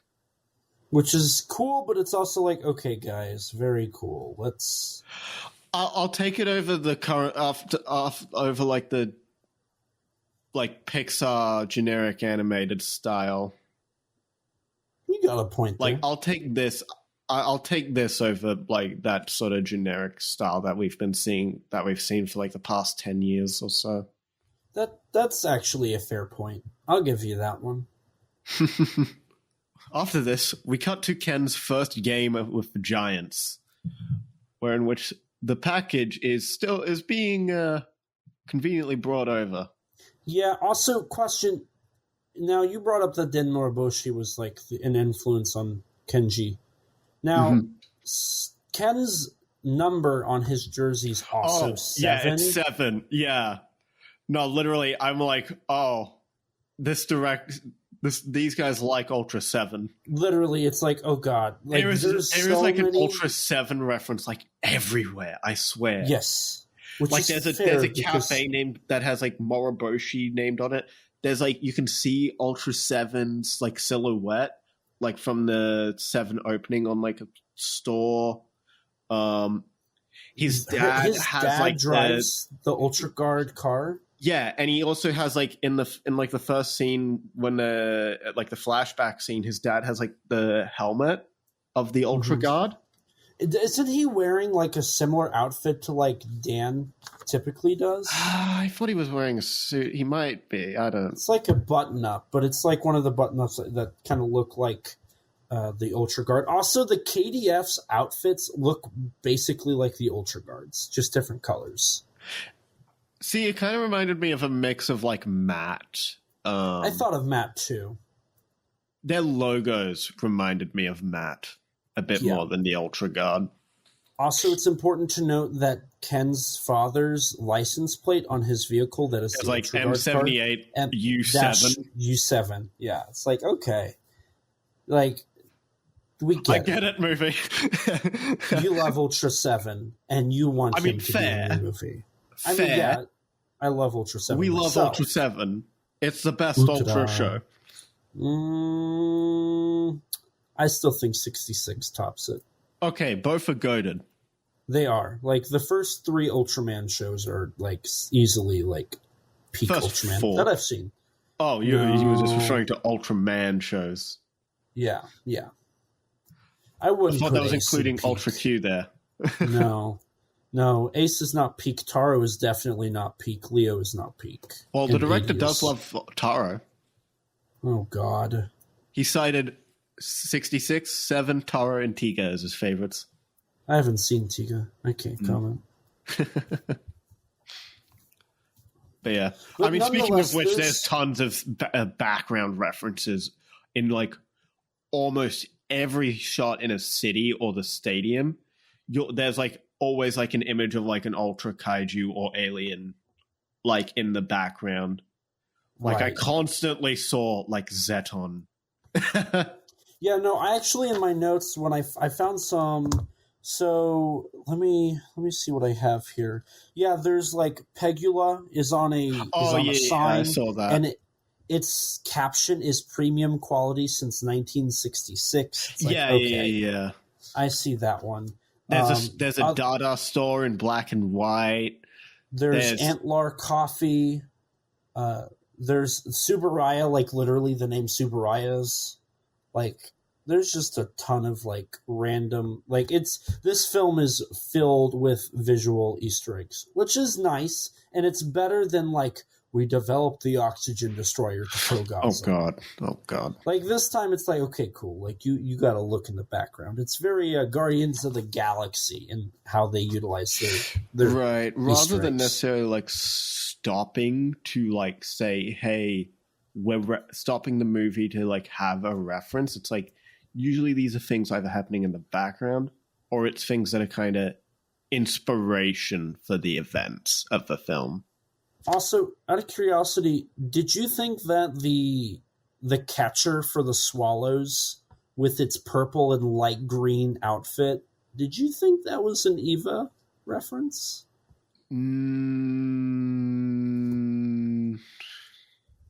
I did not think that. Did you even notice that? But there is an Evangelion reference near the end.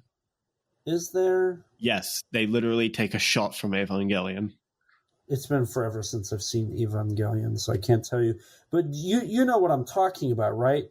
I mean, I feel like it's meant to more be like a bluish purple. I mean, I guess it could be an Evo thing. I just sent you a photo so you can see what I'm talking about. Yeah, I'm looking at it. Looking at it, I see it. It might be. It's similar color scheme. But during the game, Ken Sato, who's sore from the Naranga fight, gets into a little back and forth with the catcher of the other team as they're bringing the secret item to Tokyo, again, for what reason we don't know. But then we watch as Ken tries to hit the ball, he fails, and then eventually he switches sides to bat like he's a lefty, right? No, he bats righty. He bats righty. And he ends up winning, and then this is where we see that his dad's watching on TV, and as he's watching on TV, he gets a kaiju attack. Yeah, kaiju alert. Yeah. And then from here we see all hell break loose as Gigantron destroys the ships that are carrying this mysterious package. And Gigantron roars in front of the stadium, which, oddly enough, they've developed a, like, dome around stadiums now that, like, make it so things can't fly into them. Do we know what time period this movie takes place in? It's about, like, it'd be about modern day, because if I want to, there is something stating that Ken was, like, born in, like, 2000, it's either 2004 or sometime in the early 2000s. Oh, no. Characters born in 2004 are officially the main characters and are adults. Oh, no.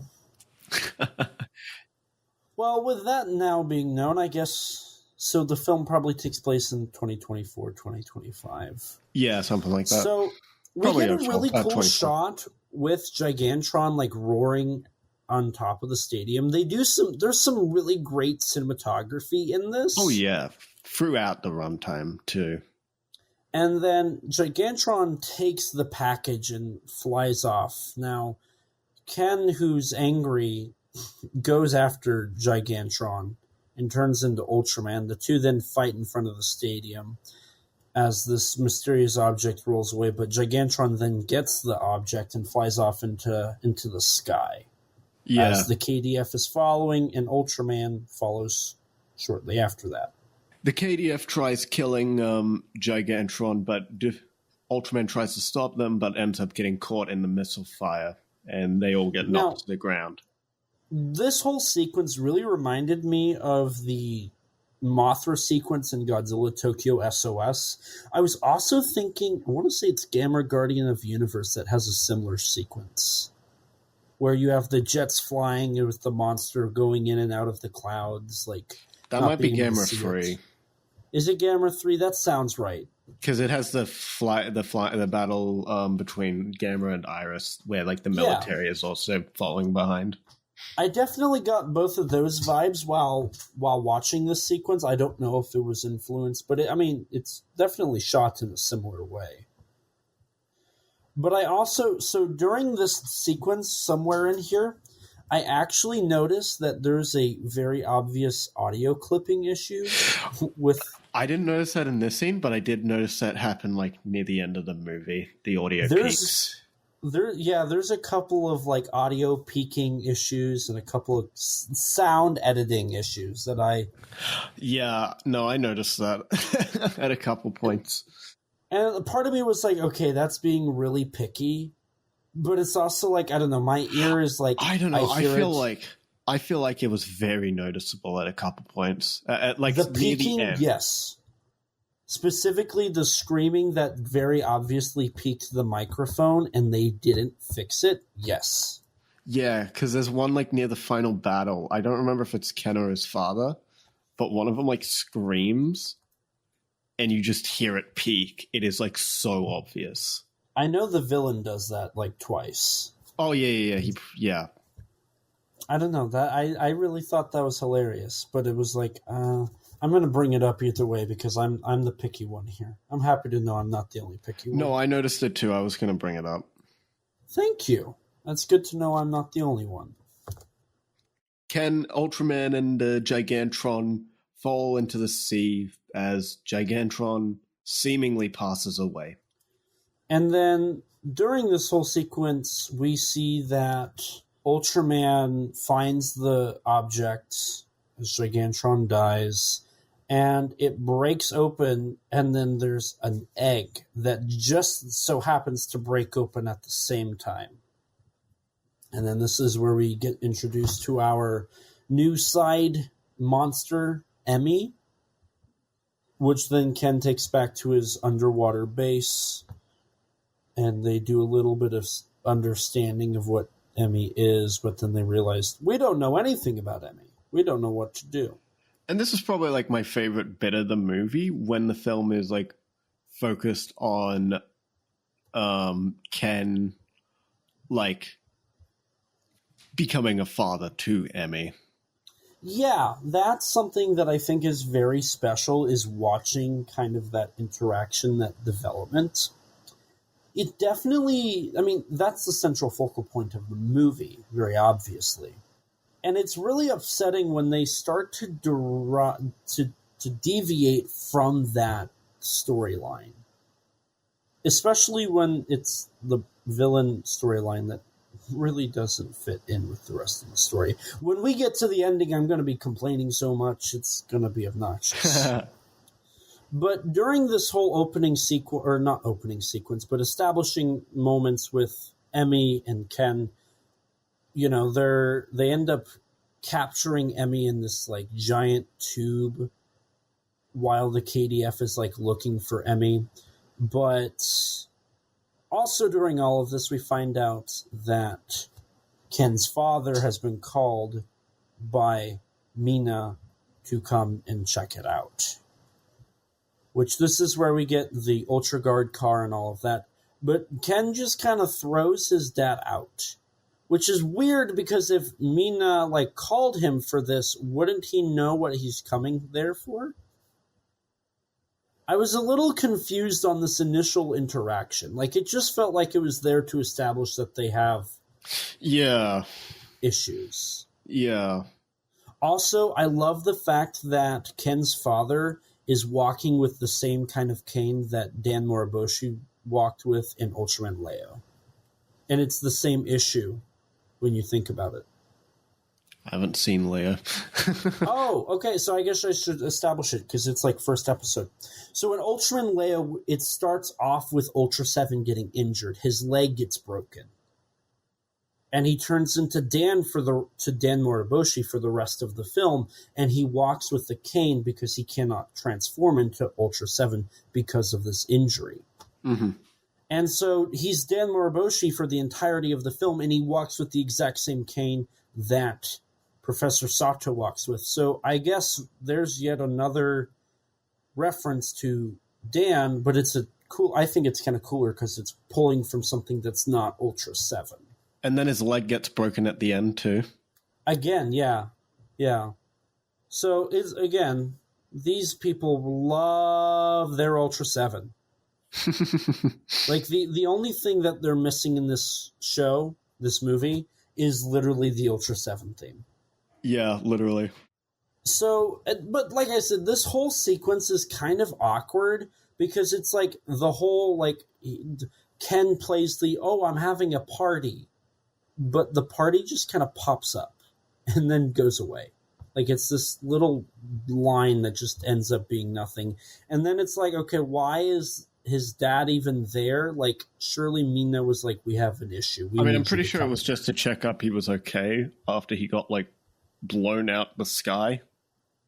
I thought it was because of Emmy. Because she says the only person that knows anything... I could have swore it was. I mean, I'm pretty sure Mina already called the father anyways before she said that. I don't remember. It's one of the two. If it's yours, then it would make sense. If it's mine, it doesn't make sense. But regardless, this scene is just to establish that strain in their relationship. Right. And then Ken goes back down and he tries to get Emmy to be fine with his human form. Tries to feed her. It doesn't really work out.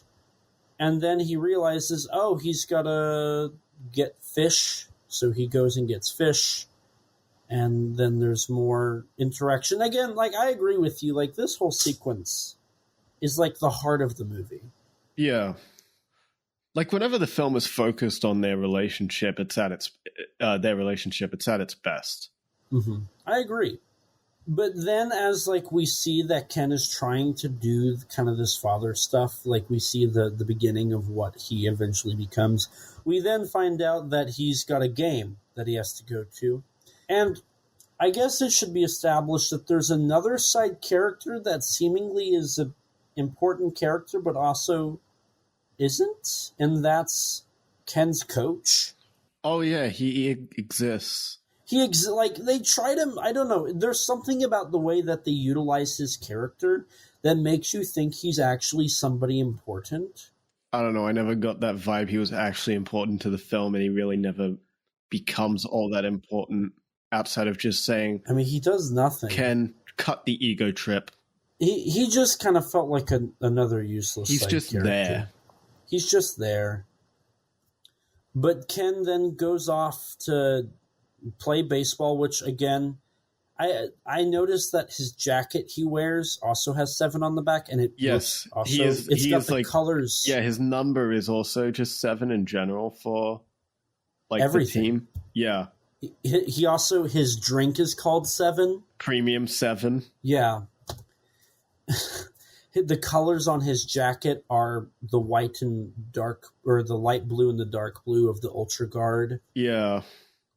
So it just Ultra 7, man. I love that show too, guys, but my God, I don't need to be reminded about it every 5 seconds.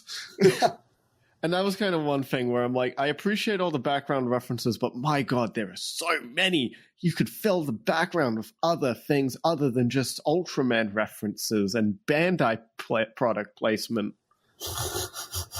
See, and that's something that I think is actually a good thing to kind of talk about and bring up, is I know it's really popular to do the whole, like, oh, Easter eggs, we're fans of the original products. Like, ooh, look at all the stuff we put in here. Like, oh, it's so cool, right?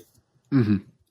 But then it's also like, okay, it kind of falls into the same issue of like Marvel movies where it's like you have to like pause every frame and go frame by frame and see like the 50,000 Easter eggs that are.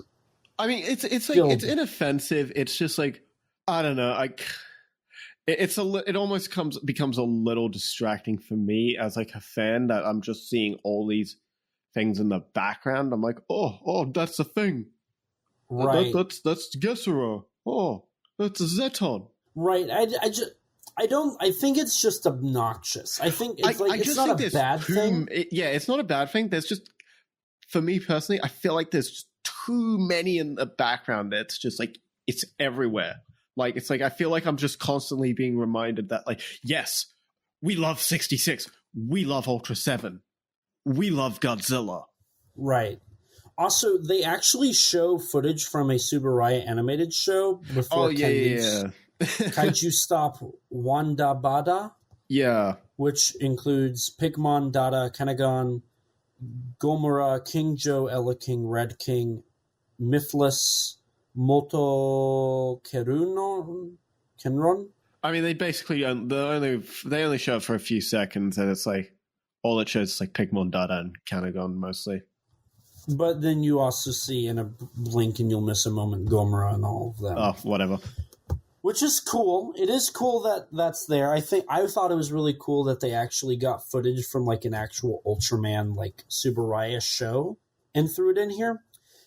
And that makes me question and wonder, because we have Ultraman toys, Ultra Kaiju toys, we have an actual Tsuburaya show, we have all these different things. It makes me wonder, like, is there the real Ultraman, and then do they have like an Ultraman show? I mean, seemingly in this universe, it's kind of like Pacific Rim, where the whole conflict got just tons of merchandise. You can never keep a good Bandai down. Good old Bandai. That's looming over this project the whole time. Literally, their logo was literally in the film. It like looms over Ken as he's playing baseball. It's like, okay, guys, I think there's some symbolism here. I get it. They own like they owned like half of Tsuburaya or something. But God. Now, speaking of the stadium, so we do get the whole, like, Ken failing at the baseball game because of the whole Emmy thing. And then it cuts to him watching in replay, drinking his Premium 7 drink, which he's in a ice-cold bath. with his drinks in the bath. I thought that was kind of funny. Hey, he doesn't have to spend money on an esky. This is true.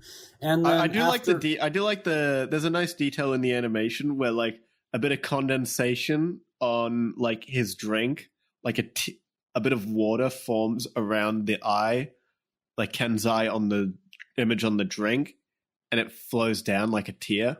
Oh, I didn't even notice that. That's a cool little detail. Yeah. There's tons of little things like that in the film. I mean, it's an animated film. There's almost always fun little stuff like that. But see, it's stuff like that I appreciate, and, we just literally just complained about the inclusion of, like, Easter egg after Easter egg after Easter egg, like, literally everything in the frame has an Easter egg. Right. But on the other side of that, when you have a project, when you have a production where you do little details like that, when you utilize the space on the screen to like help hammer home like that condensation turning into what looks like a teardrop in a moment where he's sad without him actually crying is a great little detail. Right. And like it's just subtly like communicating to the audience that, yeah, he may not be literally crying, but he is very clearly hurt by this on the inside. He's just not showing it. Right. And like, given this is a kid's movie, like you kind of need things like that to like sort of emphasize some of these emotions that are less obvious to younger viewers. Right. And I'm somebody who appreciates when somebody takes a look at their frame, at their scene, whatever they're doing, and tries to find a reason for everything to be there. Right. One of my favorite stories ever was when Akira Kurosawa was making The Hidden Fortress. During production, there was a single screw that like was not properly hidden on set. And Kurosawa had the crew completely fix the entirety of the set so that screw would not be in the frame. Like perfectionism at its most obnoxious, sure. But when you have a director that very clearly wants everything to have a reason and wants everything to be perfect, you can have some genuinely beautiful sequences. And I think you do see that plenty in Ultraman Rising. There's a ton of sequences that are truly beautiful. And the way that it's framed, the way it moves, like the camera motions, the editing, the coloration, the lighting, it's very thought-provoking. Mm-hmm. And, I could say, well, that's a part of the whole Spider-Verse attempt is, bringing in that thought-provoking animation. But I think it's more than just that. I think that's the directors actually being thorough with what they want to do. I mean, at the end of the day, either way, it's still like artists putting in little things. It's artists like, being artists. Yeah. And that's something I will continue to welcome no matter what. Now, getting, off that side tangent, back, when he goes down to visit Emmy, we do get another reference, which this one I actually really liked. What, the she dance? Yeah, the she dance. I was very happy to see that. I wasn't expecting to see it twice. I wasn't either. That was the biggest surprise, to be honest. Yeah. And then, from there we get the montage of Ken learning how to be a parent, cleaning Emmy, burping Emmy, getting Emmy to go use the bathroom, feeding, all that stuff, while also failing to do his duties as a baseball player. And fighting kaiju. Yes. Now, I will say this was, during this sequence specifically, I did notice, at certain moments when you have some close-ups with the characters, I don't know if it's the composition or the blending of the character with the backgrounds, it does look a little wonky. Do you know what I'm talking about? No, not really. It was mostly, I think I noticed it mostly with Emmy. Like close-ups of Emmy in comparison to the rest of, like, her background, her like wherever she was at, that was where I noticed like it just felt a little too crisp in contrast to the rest of the like background and whatnot. I don't know. That could have just been the animation design. I don't necessarily think that's a problem. I just thought that it looked a little weird. That could just be my ignorance of animation. I didn't even notice. I probably should establish that. I haven't yet. You know, we're literally about almost halfway through the film. And I have yet to establish, like, I'm not a fan of animated movies. I don't watch animated movies. It's not one of my fortes. I actually actively avoid watching animated movies. I don't mind animation. It's just not really, like, my big thing, you know? Yeah, it's not. It is very much out of my wheelhouse. It is not something that I go and watch. It's not something I think I can appreciate to its fullest potential. Yeah. So I probably should have established that like an hour ago. It's fine. It's fine. You guys got it now. Better late than never. Better late than never. But feel free to make fun of him. You don't have to do that. It wasn't optional. Also, we haven't mentioned the mythical island that they throw in here called Kaiju Island. Yeah. What an original name. You know, for most, I kind of thought they were setting that up constantly so that they could either have the mother there or have it be the location of the climax. Yeah, they don't really use Kaiju Island, like, at all. Which is they bring it up too many times to use it as little as they do in the movie. And see, this actually, I guess this could kind of start, this is where the beginning, I think, of the writing problems really start to occur. Oh yeah, once the first act ends, it slowly just, issues start creeping their way in more and more. To me, it feels like there's like 3 drafts of a script here that they've kind of mixed. This feels like it's like an early draft that just hasn't been completely like refined yet. Right. Because, so here's the thing. The whole Kaiju Islands plot line is not utilized at all. No. It's literally not, like, it is just a name drop that they use like half a dozen times. Like, okay, like, I get it's there to like, so the villain wants to eradicate all kaiju, and so him reaching Kaiju Island is obviously a bad thing. Like, I get that, but like, he never gets there anyways. And like, we don't, so here's the thing, they establish later on in the film, he only kills monsters that attack humanity. No, he wanted to kill all the monsters. He wanted to get rid of them. But they established, like, before the events of the story, that's what he would do. He was fine with just killing the monsters that attacked humanity. Yeah. But now he wants to kill everything. And it's like, okay, cool. Why? Well, the film does give his motivation. Right, which is one kaiju, and then he uses that kaiju to get to Kaiju Island. That's the idea. He's going to use that one kaiju to get to Kaiju Island. Well, his whole family was killed by kaiju. Right, which then begs the question, why is he the villain? Like, I think everybody would understand that perspective. Well, that doesn't not make him a villain. It's just like, the film wants to make you sympathize with him. Like, that's why... Like, he's not just a generic, like, evil for the sake of being evil bad guy. That's what they're trying to give him some nuance and development. That's becoming the new generic villain. Let's be real. Okay. I'm aware. Because like, audiences nowadays kind of demand that more than, like, just evil for the sake of evil.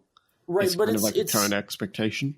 It's not like, so, as an example, one of the 2, I'll give you 2 ones. 2 big ones. Davy Jones from the Pirates of the Caribbean franchise and Thanos. Both of them, like, Davy Jones is a villain because his heart was crushed by an evil goddess, and he's now cursed. Thanos wants to save the universe by wiping out half of humanity. Okay, you can argue the moralities of all of that. We're not going to do that. I don't really care to. But my thing is, our villain here wants to kill kaiju that kill humans. It's like saying that the Jaegers in the Pacific Rim franchise are doing a bad thing because they're killing the kaiju.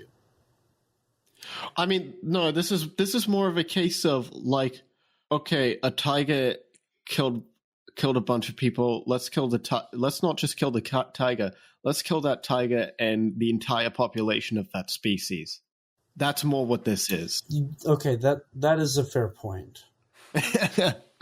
But like, we never get the threat of him actually doing that either. That is my issue. That is my issue. Where like, it would be way more effective if the final climax was set on Kaiju Island and not just Tokyo Bay. Like, you literally can just see Tokyo like in the background the whole time. It is the final battle. They set it in the lamest location of the movie. Yeah. But, okay, so the Kaiju Island issue is an issue. Ken and Emmy, I think that's the strongest bond. Oh, yeah. And that's the only thing that really stays cohesive to the very end. Like, we've already established, the KDF kind of just disappear. And it's really just the doctor, the professor, that's the real, like, threat. But his threat isn't really felt. But even then, with like, Ken and Emmy, it's like, that's aspect of the story, like their relationship. The actual development of that kind of ends, like, fairly early on. Yeah. He seems to have become the character that is at the end of the film about, I'm trying to think here how long isn't it like an hour into the movie? Yeah, he becomes a caring father for Emmy at about the middle point. So there's like 45 minutes. And the thing is, the film has an opportunity to do something new and to like have a shift in that relationship, because later on it reveals that they bring back Gigantron. Right. Like, it'd be a bit cliche, but you could definitely easily bring in like an emotional conflict of like letting, like, do I let go of this child to be with its original parent or whatnot? And I feel it's kind of weird to just not do anything with that. Right. Like, we brought back the Kaiju's mother. Yeah, I actually remember thinking about that. I was like, are they going to, like, have this, like, because granted, that's been done before. Yeah, like, it is a bit cliche. But at the same time, it's like, the way the film ends, like, the villain is defeated, but I didn't really feel like there was much of, like, an emotional resolution. There was no climax. Stakes. Yeah, there was no stake. There was no emotional stakes in the climax. Because other than just defeat villain. Right, because it's like, okay, they're not going to kill Emmy because Gigantron is alive. They're not going to kill Gigantron. And because Gigantron's alive, they're not going to kill Emmy. Okay? Ultra Dad is not dead. They're not going to kill him. Ultraman is the main character. You're not going to kill Ultraman. And the thing is, like, the arc with Kenji's father ends, like, before the climax happens. Right. He just becomes this character that appears, like a plot device. Yeah. Yeah, at the end he just turns into a bit of a Deus Ex Machina, I suppose. Yeah. Yeah. And that was something in case it isn't obvious, my biggest problem is the entire final fight of this movie. Oh, the third act is the mess. It's so sloppy. It is a mess. Yeah. I'm honestly surprised that we're agreeing so much with this movie. No, this was like, I really enjoyed the movie for the most part, but like that third act, like the more I sat with it, I'm like, man, why was it like this? Yeah, why did they do this? Why did they not do this? You know, I remember being like, let's hold off. We still have like 40 minutes in the film that we need to talk about before we get there. But it sounds like we're going to really take a stop there and really dive into that because there's a lot to really, I think, pick apart there. But I do think it's very interesting that you and I seem to end with the same opinion. We have some differences throughout the rest of the film, but you and I seem to have concluded on the same thing while watching this. But yeah, going into the second act of this film, whilst Kenji is doing an interview with Ami, Emi escapes from his house and goes looking for him, causing a little, not quite a rampage in the city, but causing a lot of trouble. We're kind of jumping a little bit because there's the whole section about where Ken realizes that Emi also likes baseball, which is their bonding moment. Oh, yeah. This is where I think our side character there with Ami is most important because he calls Ami to have a domestic chat before the date. And this is where, like, you would imagine, like, there would be some bonding moment. But for me, it was almost like, okay, it's very obvious that Ami is very professional, which is there's no problem with that. But it's very much like he asks about children and she immediately is like, do you have a secret love child? That would be a big story. Mm-hmm. Like, she's always on the hunt to look for a scoop. So for me, when I heard that, I was like, oh, you can't really trust her. I don't know. It felt very much like... he doesn't really have any friends, so... Right, but they never even build up their friendship. And that's the thing, is like, they very clearly establish he has no friends. It reminded me a lot of another animated film, Cars, where Lightning McQueen is given, like, free tickets to go to the race, and he's like, I don't know who wants to go to this race. I don't have friends.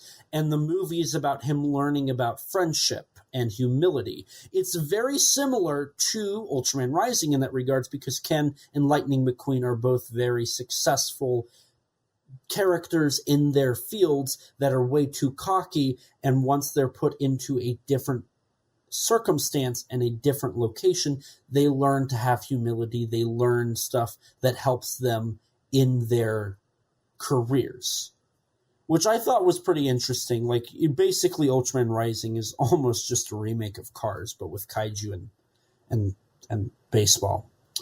But they don't... So the thing about Cars is they make it very clear, and they explore the concept of Lightning McQueen being this cocky, selfish loner that secretly has that problem of being alone. This film does not cover that, except for the one moment where he's like depressed because he's overstressed. Mm-hmm. And it's like, okay, cool. But then Ami is not established to be even his friend. Even in the phone call where they're supposed to be friends, he ends up ignoring her to see what Emi's doing. She is, while she's trying to have this domestic chat, she does it so that she can have a follow-up. She does it and mentions, there's a big scoop here if you have a secret child. Which is fine, but that ruins any thought of the film having a core human connection between these two. See, the thing is, I don't think there's anything necessarily wrong with what this scene is doing. It's just the fact that Ami just ends up being a complete nothing character by the end. Well, this would have been the scene that she would have had that moment, right? I mean, at the end of the day, she's still helping him out, like, figure out how to really connect with Emi and how to find that balance. But, like, it's just that after this point, they do nothing with her after that. Right. Like, she literally, after this, she appears in, like, one more scene. I think we see maybe, like, one news report later. And then she's just in in the right place at the right time. She's just sort of near the final battle. Right. And there's no stake of her being there. No. Now, as we're talking about the scene, we do get a cool sequence following this with Ken, like, coaching Emmy to play baseball. Yeah, and the music's really nice in this scene. Yeah, and I love that, when they have the whole simulation, they actually put it at his baseball field he played at as a kid. Yeah. Which is a nice touch. I thought that was really nice. And then we go to the sequence with Ami and Ken, which is this really awkward dinner that just ends with Ken running off because Emmy is loose and destroying his house. Yeah. Also, somewhere in this sequence, we get a Mothra sound effect, which is really cool. And later on, when she evolves later, she just starts using the Mothra roar. And I think I kept really being cool. distracted because Emmy's roar a lot of the time sounded like the Dilophosaurus roar from Jurassic Park. So it just I kept being taken aback slightly because I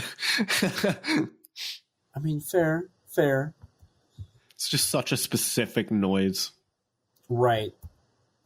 So, as Emmy destroys his entire house, Ken finds out and runs to see and find Emmy, while Emmy is just casually strolling and causing little destruction in Japan.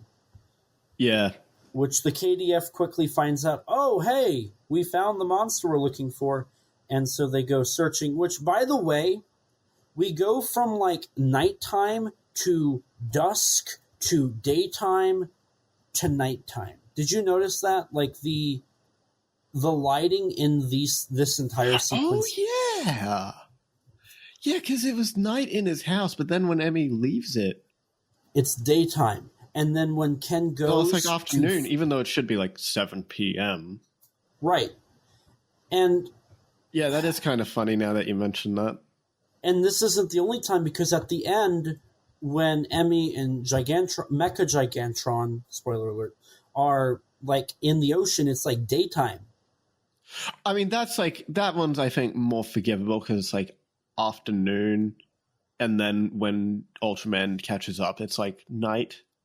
It also That's fine. definitely doesn't feel like they're in the ocean when you realize they're that close to Tokyo. It also doesn't make sense.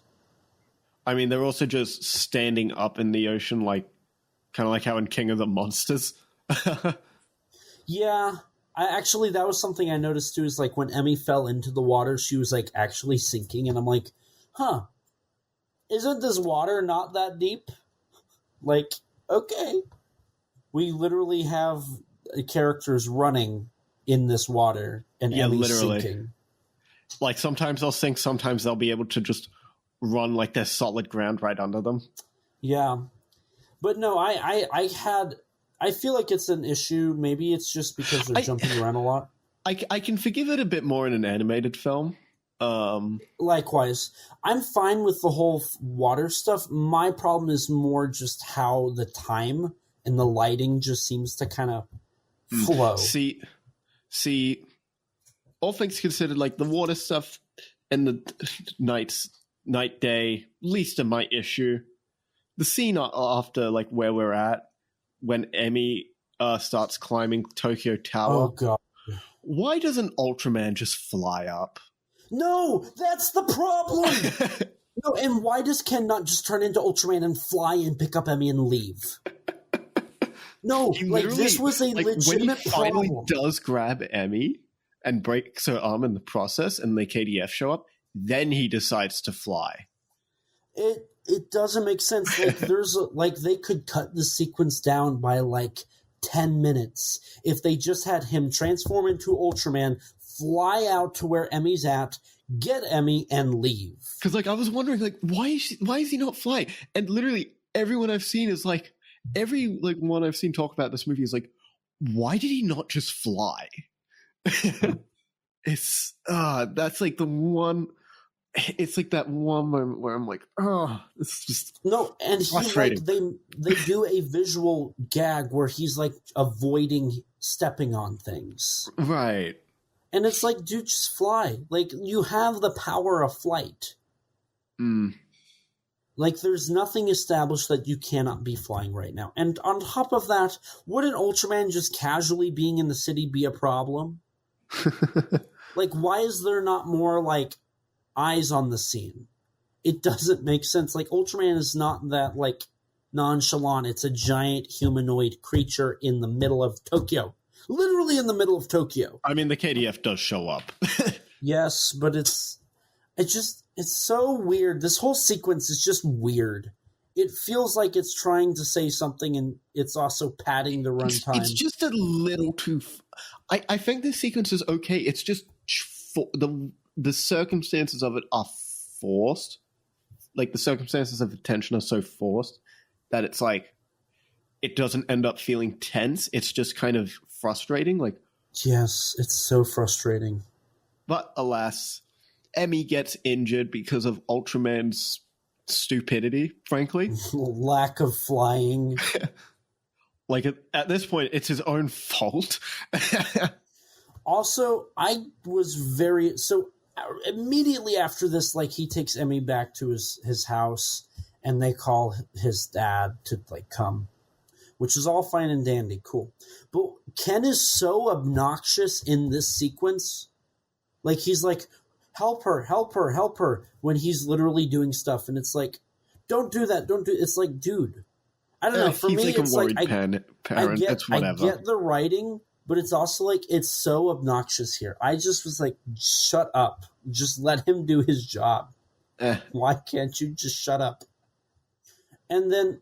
My other big problem here, so Ken's father says, like, make more tranquilizer. We need to put her under so we can get her back, like, to good health.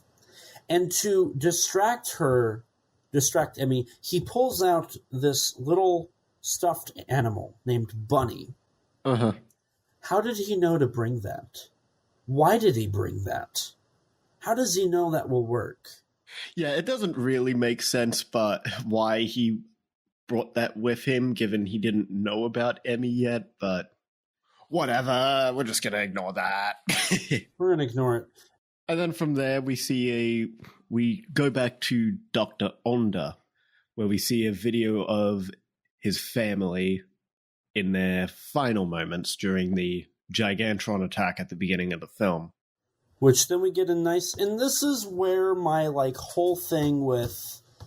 Okay, is he really that bad of a guy? Because, like, okay, suddenly the captain of the KDF comes in to talk to him. And he's like, you look tired. Go home to your family. We will re-adjourn in the morning. Like, he has morals. I mean, yeah, he's meant to be a sympathetic villain. But then, again, these sympathies don't really end up contributing anything in the finale. So it just ends up feeling like wasted time. That's fair. I don't know. Actually, that's the best way to put it. It feels like wasted time. Because here's the thing. He is not the only area in the movie where this issue appears. Like, Kaiju Island is established it's talked about too many times for something that ends up not really contributing to the film. The villain's backstory is brought up too many times for something that just, it doesn't contribute to any, like, decision, any, like, change of heart or arcs that he has at the end. Like, he still, by the end, he wants to kill all the kaiju, and by the end he just decides, okay, I'm killing I'm gonna blow up, I'm gonna self-destruct and kill everyone here. I'm gonna hold off on talking about that because I'm gonna get so heated. We're gonna hold off for the conclusion. And then it's like, there's another, like, little subplot in the film about Ken's mother, which is constantly... Yes. It's talked about how she's, like, been missing. The film never, again, going back to the issue of the film not really establishing anything, we don't really know what happened, but, like, you can sort of figure out that it's like she was a member of the KDF. I had no idea about that. I had no idea until you said anything. Like, I don't think there's anything to establish that. It doesn't tell you that. You just kind of have to put the pieces together for that. See, I don't think there's enough pieces to put that in there, though. I think there's just enough. Because it's like, I got the vibe that she was with the KDF. Because, like, she had, like, the Kaiju alert on her watch. Right. Alongside the father. But see, okay, I get you're baiting me in here to talk about this. Here's the thing. The father and Dr. Onda seemingly have a past. Like, we see them literally interact. Yes. And it does not, they do nothing with that in the film. And then in the film, he has no idea who Ultraman is. Like, he literally is like, there's another Ultraman? How is this to be? Like, none of this makes sense. Dr. Onda and Professor Sato clearly have a history, but they don't establish or talk about the history. And nothing is established on how they interact. And in the only moments where they truly interact, all that happens is Dr. Onda says that Ultraman failed at protecting his family. There's no establishment of them being compatriots or working together or anything. In fact, Professor Sato even says that he admires him, but that's about all he says. Like, And the thing is, there is a really good opportunity in the film to have like a little extended flashback sequence establishing all this. Yes. Or maybe not killing your character that has no reason to kill himself and have a, like, heart-to-heart at the end of the film or something. Yeah, you could do that. Like, the sudden change of, I want to save humanity to, I don't care, I'm going to kill whoever's in the radius of my robot, is so stupid it doesn't make sense. None of it makes sense. I don't understand why at the end of this film, Dr. Onda suddenly becomes the worst person on the planet and is like, I'm going to kill myself. I'm going to blow up all of Tokyo Bay. Like, it doesn't make sense. And then he's going to kill Ultraman, who is also going to protect humanity. It doesn't make sense. He clearly isn't a fan of how Ultraman doesn't kill the kaiju, but he knows that Ultraman protects humanity. So it doesn't make sense that he is going against his own values that are established in the film and that are very clearly showcased throughout the entirety of the runtime until the final moments where he decides to turn into a Jaeger for no reason and suddenly battle Ultraman and Gigantron and Emmy and Ultra Dad. And then he tries to be a super villain whenever he's not been this entire time. He's literally been like, your family's important. You look tired. Go home. We will continue this in the morning. You must trust me here. Like, we're doing everything we can. We're doing this in a humane way. That's the thing. Like, you can argue that he's not really that big of a bad guy for the majority of the runtime. For the majority of the runtime, he's not the big bad. He does not come across as a big bad guy. In the only time he does is at the end of the film, which the end of the film is so jarring from the rest of the film. I would say that the entire climax in Tokyo Bay was taken from an entirely different movie and thrown in here. That's how jarring this is. No, I don't. None of this. For me, it doesn't feel like it's a different movie. It feels like it's an early draft. It feels like it was from a completely different draft of this film. It doesn't make sense. Like, it doesn't follow anything that's established. Oh, you're getting me angry. I'm getting frustrated. No, the climax is legitimately frustrating.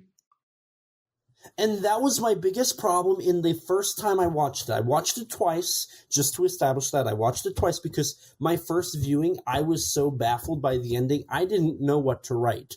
I literally had to tell you I have to watch it a second time because right now I don't know what I'm saying. I don't know what to put.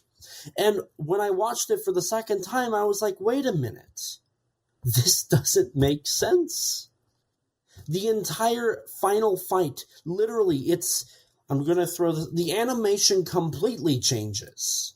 Like, it goes from a very well-rendered movie to this looks like almost final, like, before proper blending into your surroundings. The 3D models of all the characters suddenly become very jarring.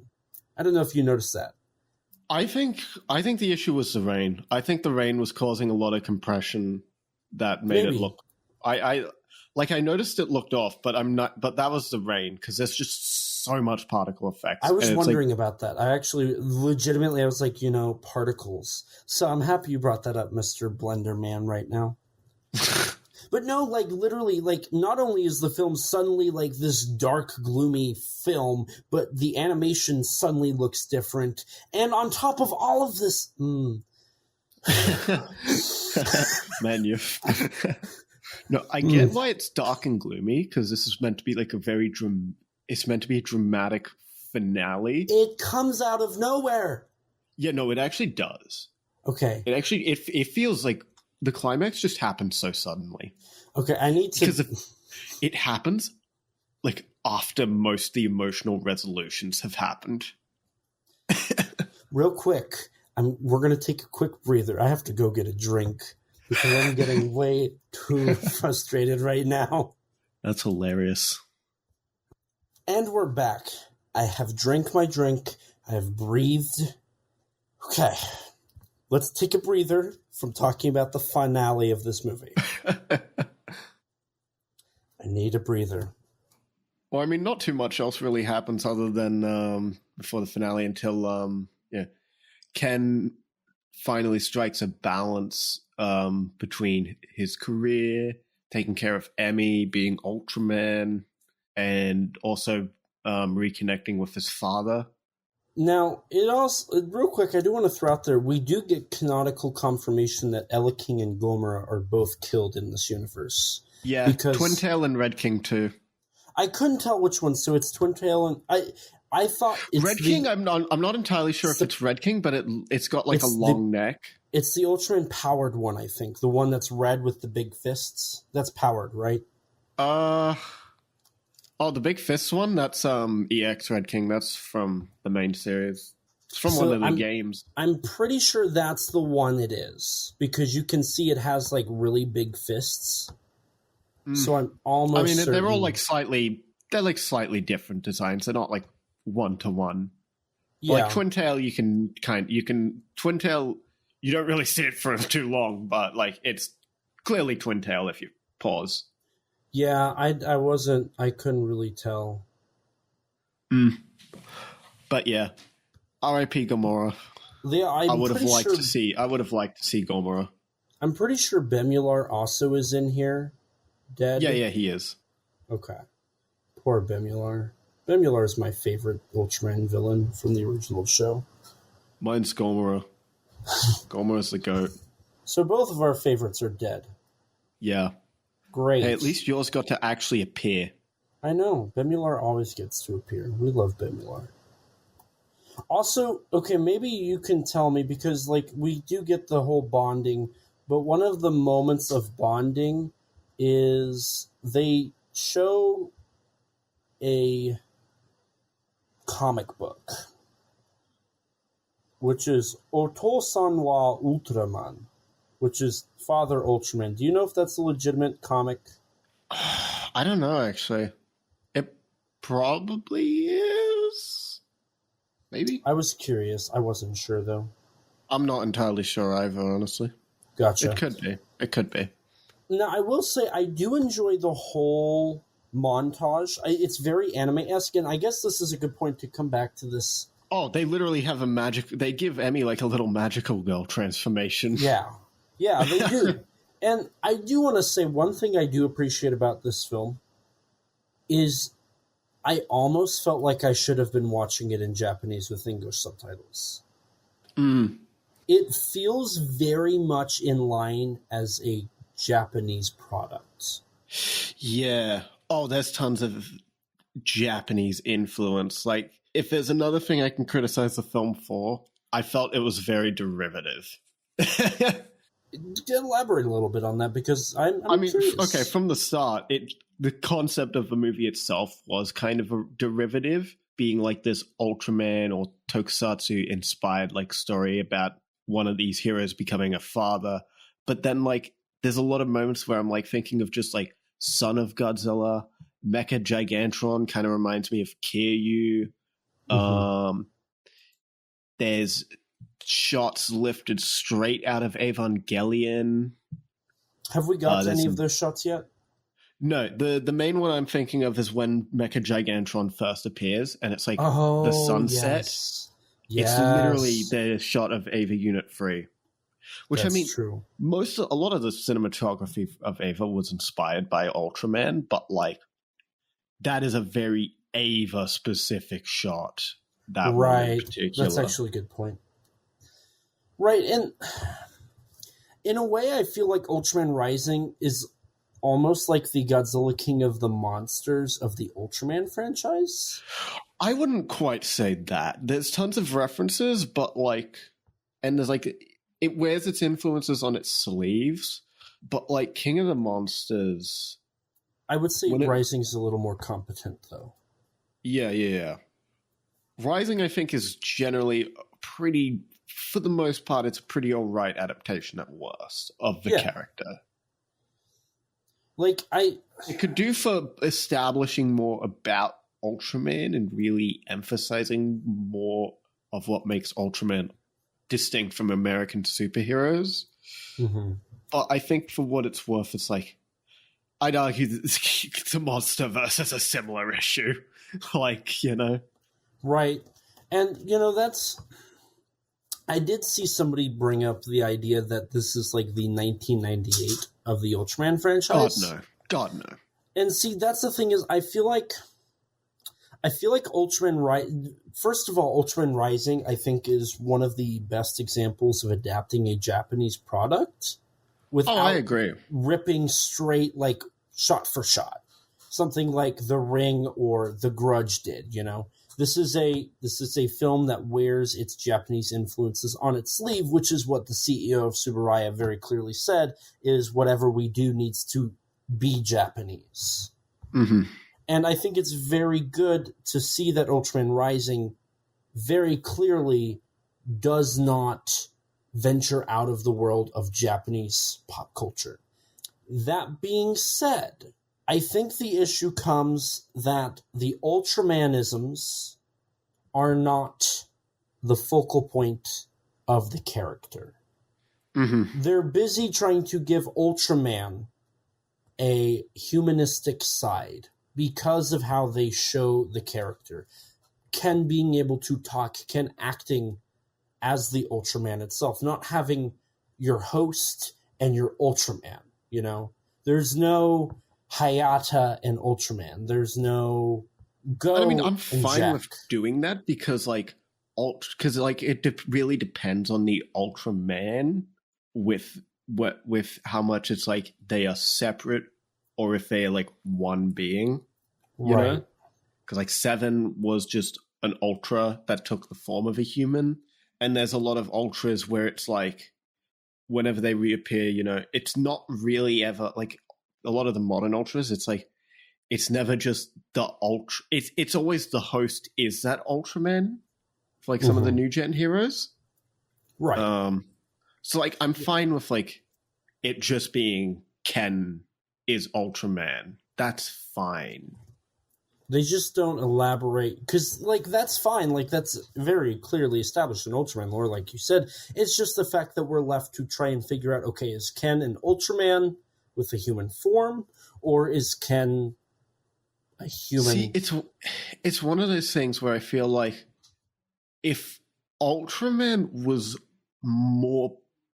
more popular in America, and a lot more well known to Americans and Westerners in the modern day, I feel like this would be less of an issue for me. But at the same time, this is going to be, for a lot of people, this will be the introduction to Ultraman. Correct, because it's not an anime, it's not a subtitled movie, it is an American animated movie. Right. Like it. I mean, for the purposes of the story itself, it does function without like going out of its way to like stop and introduce Ultraman too much. Like it functions. This is a functional movie mostly. But I don't know. It it could have used a little more of properly introducing Ultraman. Right. It's kind of like in like Godzilla 2014. They do stop and establish, okay, in 1954, a nuclear submarine went to the lower depths. We awakened something. An alpha predator that restores balance anytime humanity throws it off. We call him Godzilla. Let him fight. Mm-hmm. There's a whole sequence dedicated to just establishing who and what Godzilla is and why he's the character that you want. They don't do that here. We just get told that Ultraman's a hero, he's really cool, he saves humanity from monsters, which is good. Like, that's a very basic understanding of the character, but there's nothing more. There's more to the character. It's bare minimum. It's bare minimum, essentially. Yes. And considering that the film is only like 95 minutes long, you could have, and like we've established, some of the stuff in here could have just been cut and the story would have not been altered at all. You could have devoted 2 or 3 more minutes to who and what Ultraman is. Just as it, like, in establishing. I don't really care for my sake, but on a story level, going into this as this is a new world, you should probably do something. Yeah. This is not like every other Ultraman. Like, you don't have to explain that in Ultraman arc, that Ultraman is a hero from the Land of the Light, from Nebula M78. He's here to save. Like, it's already been established. You don't need to worry about it. That's why Ultraman can get away with not establishing it every single time, because that would get too repetitive. I mean, the thing is, generally they do sort of establish it because every Ultra series typically can function as its own standalone show. Like, that's how Tokusatsu shows usually are. They like introduce what they need to. I don't know. Just here, it's like it introduces the absolute bare minimum, but I feel like it could have used a little more, just a little more of establishing things and establishing this world. I agree. Speaking of establishing, jumping back into the film, we get a beautiful kind of bonding moment here with Ken and his father when they go to this old place that their family used to go, where he learned that Professor Sato looked for his mother. Which previously it was like, Ken was like, did you ever even look for her? Okay, but he also just never responded. Yeah, no, literally, that's what I was thinking. He didn't say anything. That was his own fault. Literally. And again, it's like there are moments throughout this film that's like, this could have been easily like avoided by like 2 lines of dialogue. It's the Kamen Rider Fi's dilemma of, can these characters just talk to each other? I don't understand why they can't just explain it. And like avoid, like, and I guess that's really another one of the biggest problems this film has, is there's so many problems that don't need to be there. There's way too many twists and turns of this film that don't need to be established. Like, even so, as this scene goes on later on in the night, the KDF shows up and like fires on Emmy and everybody, seemingly killing the father. But the whole time, like, even the way that the scene ends, like, he groans and just kind of falls back. It's like, okay, they're not going to kill him. Right. And like, okay, sure, they go even further with it, but the whole time I'm like, they're not going to kill him. Like, he's very obviously not going to die from this. At least that's how I took it. Do you have anything you really wanted to bring up here? I mean, I kind of knew where his character was going anyways, because it was spoiled for me months ago. Well, to me, it was like obvious that they weren't going to kill him. Also, that just wouldn't work for the narrative. Right. Like, that, the way that would have ended up being is the Godzilla 2014 problem. And I didn't see them doing a Godzilla 2014 in this movie. I mean, to be fair, the arc with his father is completed here. Like, so it wouldn't really have been that problem, I don't think. Yeah, but and again, here's the thing. this is a kid's movie. Oh, yeah, there's that too. At the end, this isn't one of those, like, kind of risque kids movies that's, like, going to push the genre or anything. Like, it's honestly playing itself really safe. Yeah. Oh, yeah, definitely. Like, from the way that they're, like, it's derivative of, like, Spider-Verse stuff and the whole story about parental parents and all that. It's like, okay, yeah, you're not going to kill the parent. Right. Like, that kind of goes against the whole point of it. And again, that's why at the end of the movie, you don't think that Ultraman's going to die, because Emmy does not die and his father is still alive because they cannot kill him. It's very obvious they are not going to kill Ultraman. Right. And here we go again. But alas, after this sequence, Ken goes back to his house with Emmy, who is now in a pupal state. She goes into a cocoon and hatches from it like 10 seconds later. Yeah, they don't even like give this, like, literally it's like the following morning. Yeah, literally. So it's like, I don't really like, and maybe that's one of the biggest problems is the time. I already brought up like the chronological issues of this. Maybe it's just the time in general. Time seems to just come and go in this movie without any like real major. Because, like, this film takes over the course of, like, a year. But it does not feel like that. Because they literally go through an entire baseball season and start another one. Mm-hmm. Which a baseball season's, like, 10 weeks. And, like, this is right before the season starts, the entire season, the redemption of the season, the championship, and then, like, the training season.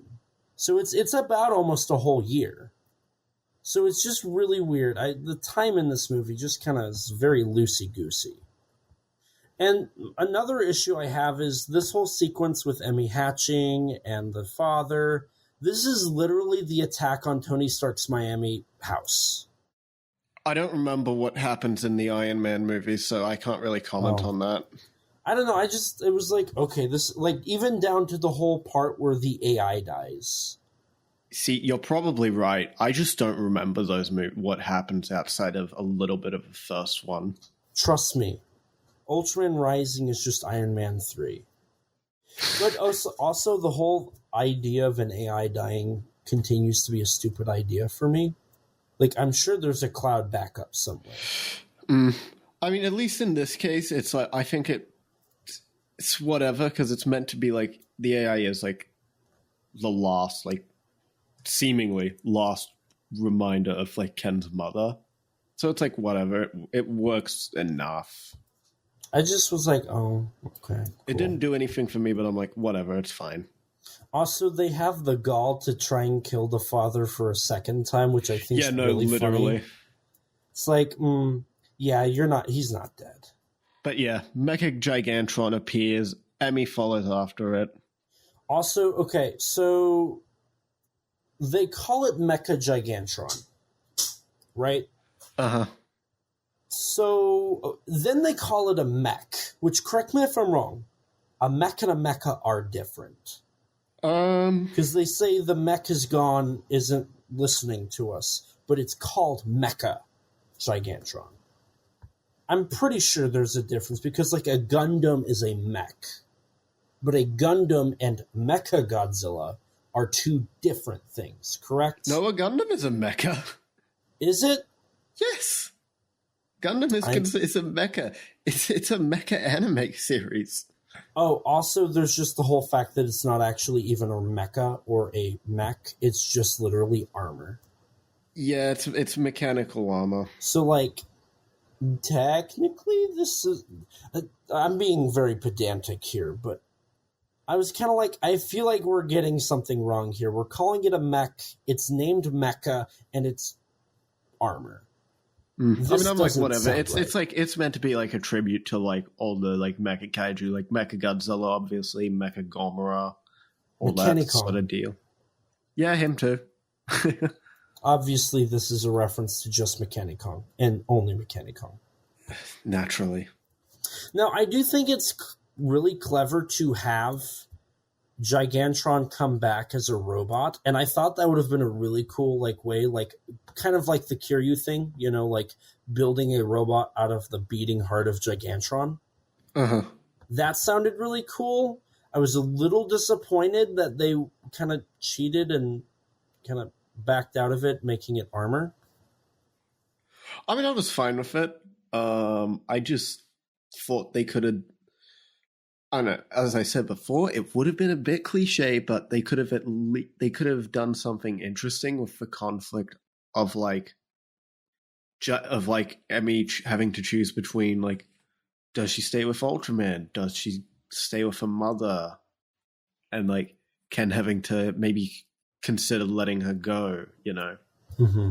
It'd be a bit cliche, but at this point in the story, we've had the emotional resolution for our characters. And right. I mean, the thing is, it's Ken was only raising Emmy because they didn't know where Kaiju Island is, and Emmy had no parent. Mm-hmm. So now that she has a parent, okay, are we going to do anything with the fact that Gigantron's back? Right. And really, Gigantron just becomes just another person to add to the battle. Gigantron's just there to look cool and get Emmy to take us to Kaiju Island, which we don't even end up going to until the ending of the film. Right. See, I almost feel like you could have... I don't know. I feel like the reveal that Gigantron is still alive underneath the suit, I don't know. I feel like it hurt the story more than it helped. Mm. But again, this is a kid's movie. I don't think it necessarily is something that hurts the film. I'm just why didn't you do more with it?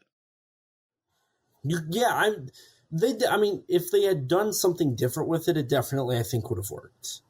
Mm-hmm. But it just feels, this whole final climax here, which is only about 15 minutes, just does not feel like a climax. The way it concludes is way too fast.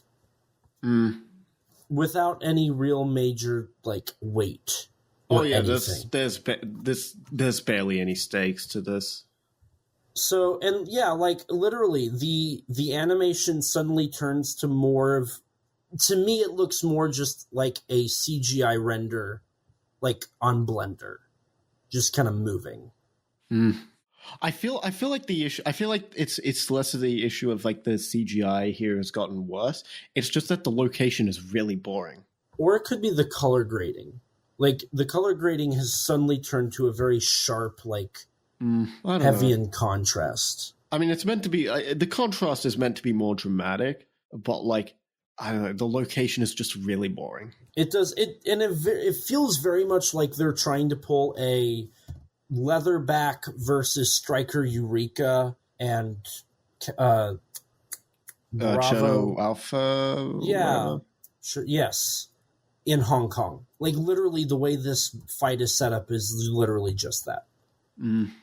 And I don't know. It really felt like we literally get a Jaeger at the end of this fight. It just literally turned into Pacific Rim with Ultraman fighting the Jaeger. Even down to the villain piloting the robot, the exact same way that a Jaeger would be piloted. Yeah, it's just I don't get why they wouldn't just set it on Kaiju Island. Sure, drop Army as a character. Have it, instead of the tension being vaguely protecting the city from the explosion when the villain self-destructs. Why not protect Kaiju Island because emphasize that pacifism for the kaiju. Mm-hmm. Do something with it. Do something. Have him reach Kaiju. Have the villain reach Kaiju Island. Not only is that a more visually interesting location, it increases the tension because, okay, now the villain can actually, do the bad thing that the film has been telling us he's gonna do. Right. If Ultraman fails, the kaiju are gone. We're gonna be wiped out. And it's it would kind of replace, because the thing about this sequence especially, again, the color timer comes into fruition, and it's all about the stress thing. Ken turns back into Ken when he's too stressed out. It's redundant. It's kind of boring. It's like, okay, cool, whatever. Now, let's, like, thinking about the original show. Ultraman's power diminishes quickly in Earth's atmosphere. If Ultraman's power timer shall stop, he shall never rise again. That was said in every episode when his timers went off. And then when it got faster, that was the tension. We are running out of time. Imagine doing that kind of concept, but it's the Jaeger has landed on Kaiju Island. If Ultraman cannot defend Kaiju Island and save and defeat the villain, all Kaiju will die. Like, it would just give it so much more power, so much stake. And I get it, you want to sequel bait by showing up on Kaiju Island at the very end of the movie, but I don't care. Oh, come on. You already have enough sequel bait as is with that end credit scene. So I just... Like Crimea River. Yeah, no, it was just like, come on. Like... They spent enough time setting up Kaiju Island. Okay, like, I was legitimately wondering, like, why don't... I was, like, trying to question, like, was it a budget thing they didn't go to Kaiju Island? Like, was it just cheap? But then I'm like, I don't know. I don't think simulating all that water is really cheaper. And it's like, you could if you don't want to model like a bunch of different kaiju for the environment, that's fine. Just have a bunch of like have a bunch of Norongas, some Gigantrons, and then like some low poly kaiju in the background or something. Well, in all fairness, they do establish that the Gigantron was the last of her species. Yeah, I know. But like, you could just be like, oh, reveal that there's actually a bunch more or something. Sure. I don't know. It feels so boring. It's so anticlimactic. It's such a lame location. And then Ultra Dad shows up, as expected, and it's like, okay, cool. We have a Father of Ultra reference, and he's back. Like, we all knew he was. Mm-hmm. Again, Deus Ex Machina. He's just there for the plot. Also, I'm just going to say it now. This final boss is stupid. He looks stupid. This is the worst design in the entire film. Yeah, no, literally, he doesn't fit with it. I don't think he fits with the rest of the movie. Mm-hmm. At least Gigantron looks like an Ultra Kaiju. Oh yeah, he looks like Melba from. He looks like Melba from the first episode of Ultraman Tiga. Yeah, that's because I have a figure like that. I definitely got that vibe too. It's like Shockwave. It's literally just Shockwave Jaeger. Yeah, no, literally. And he doesn't even look anything. He doesn't even look like it's this. Like it's like same people that made Mecha Gigantron. Looks nothing like Mecha Gigantron. No, it doesn't. Mecha Gigantron fits. He fits amongst everything else. But this design just seems like it's out of a completely different movie. Yeah. And I think another issue is I feel like the animation in this entire final... I mean, granted, you're animating Emmy, Ultraman, Ultra Dad, Gigantron, and this mech, and the rain, and the water, and anything they use to, like, interact with the world. But the animation here, I think, is the clunkiest in the entire film. I don't know. I never thought the animation here looked bad. I just not a fan of this like design. And then, like, I will say one of the dumbest lines in this movie is when the Jaeger. I'm going to keep calling it a Jaeger. It's a Jaeger. I mean, they don't even give it a name in the film, so they don't. When he like slaps Ultraman to like across Tokyo Bay, and that leaves Ultra Dad, and he's like, never hit my son again. However, like, whatever that line is, it's really stupid. And then they do the whole Ultra Q swirls behind him like it's spider senses from Spider-Verse. It's like, okay, cool. I see where this is going. So the big finale is Ultraman comes back and saves his dad just before he dies due to a blade. And Ultraman gets ready. He's like broken his arm because the Jaeger like cut his shoulder. Yeah. He goes to make the Specium beam pose. And in the shot that's like zooming towards him, it's just him. And then in the very next shot, Ultra Dad's suddenly right next to him, and they're doing the Specium Ray together. Mm-hmm. I remember on my second watch, I was like, wait a minute, where did he come from?